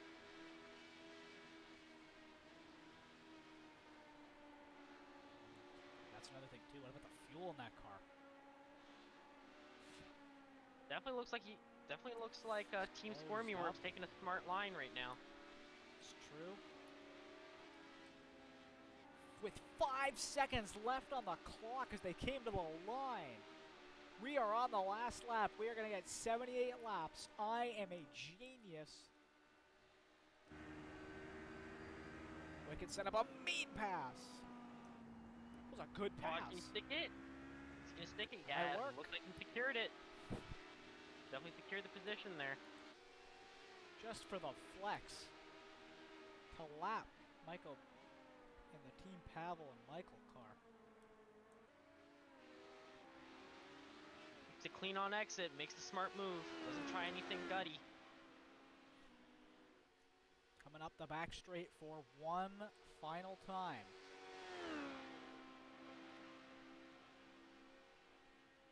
Roaring up the back straight, hitting 262 kilometers an hour. Coming through 8, 9, and 10. Blistering fast into turn 8 there. Out at 10 for Vern Houghton. Race 90. Race winner. Team Squirmy Worm of Robert Wickens and James Hinchcliffe. Two of Ontario's greatest racers take the win in an amazing race. Quite the interesting one too, to say the least. Quite the interesting race. They all went off earlier in the race. The top 100%. 3 that included them, they all went off, and then they I still think wound Team up back up. BZ are out of fuel. Team BZ's run out of fuel across the line. Benjamin Just enough. Beacock. Justin racing to the edge. He will crawl up the hill. Where is he? Where is he? Where is he? There he is. A hard Oh, I fall. think they all ran out of fuel. Oh, pushing his friend to the line. You love to see that. That's amazing. That's You wholesome. push his friend That to is the line wholesome. and come back second. Oh, that's incredible. You can't write this. Ha! Okay, guys, great race. Thanks very much, Amazing. guys. Now hang around because we have couple of things. What an amazing race. Gary So, explaining about, oh, they're Let's hear piling it in for at the turn 2. Team Squirrely Worm. Yeah, the riggers that I managed to get in here. Kept some claps. You'd love to see it. Yeah, Some well, they great did an finishes. excellent job. What a great Only race. Bear Pope and Juro, They're who I think is still running out of fuel. stayed on the same lap. Everybody else got lapped. And Team Pavel and Michael finished third, a strong third. Nice job, boys. What a finish. Everybody's what running out I of think fuel. we should see is a victory donut by the winning drivers, the winning team, on the main straight. I So, think they, as I get organized here for the prize draw, they ran out of fuel. let's see if we can get that happening. That is awesome. Amazing. Race control very kindly. Kevin, or Gary, very kindly asking Team Squirmy Worm to do a donut these streets. I don't think anybody has any fuel left. Unfortunately, we're already out of the car. Thanks for hosting, guys. That was a lot of fun. There you Okay, have Robert, thanks for coming out. Hopefully you'll want to try and do it again. it. Let them Okay, say their boys. pieces. Is Jim Anderson around? Can you hear me, Jim? Raffle. Oh, Kevin's got gas. But like, Come on. Let's see a donut then. Anybody hear Jim? Kevin, do a donut. No, Jim wasn't on comms during the race. I don't think. Kevin, Okay, so the Jim man, the myth, wanted the me to legend. say that he's getting very close to having the business organized, the HIP Motorsports, and is hopeful that in the next few weeks he'll be able to invite some of us to see what's up in his business. Burnout? So look out for that. And Oh, I I tried. also want to now make 3 Hey. draws here for free oil treatment at Come on, swing it, Kevin. Swing it. I think traction control might be an issue here. Oh, 100%. At James Houghton's business. I can Houghton's guarantee you Rust the Control. traction control So is I'm absolutely going to do, I murdering have him. a random draw thing here, and I'm going to do it by finishing position. So I'm doing it twice. Once to tell whether it's the first or See, second Kevin driver Glass on the absolutely team, and then enthralled to finish second. which A very team good it finish, is. considering So he was right give up me a against second. the road course ringers. Super wholesome ending to that race, though. Love to see it. Should we stick around for the award giveaways on the broadcast? Yeah, sure. Why not? Let's see what's going I'll on tell here. you what. Let's see who wins. Let's get a look at the scenic view. There's the old race control tower. It doesn't exist anymore. They built the event center down at turn 5.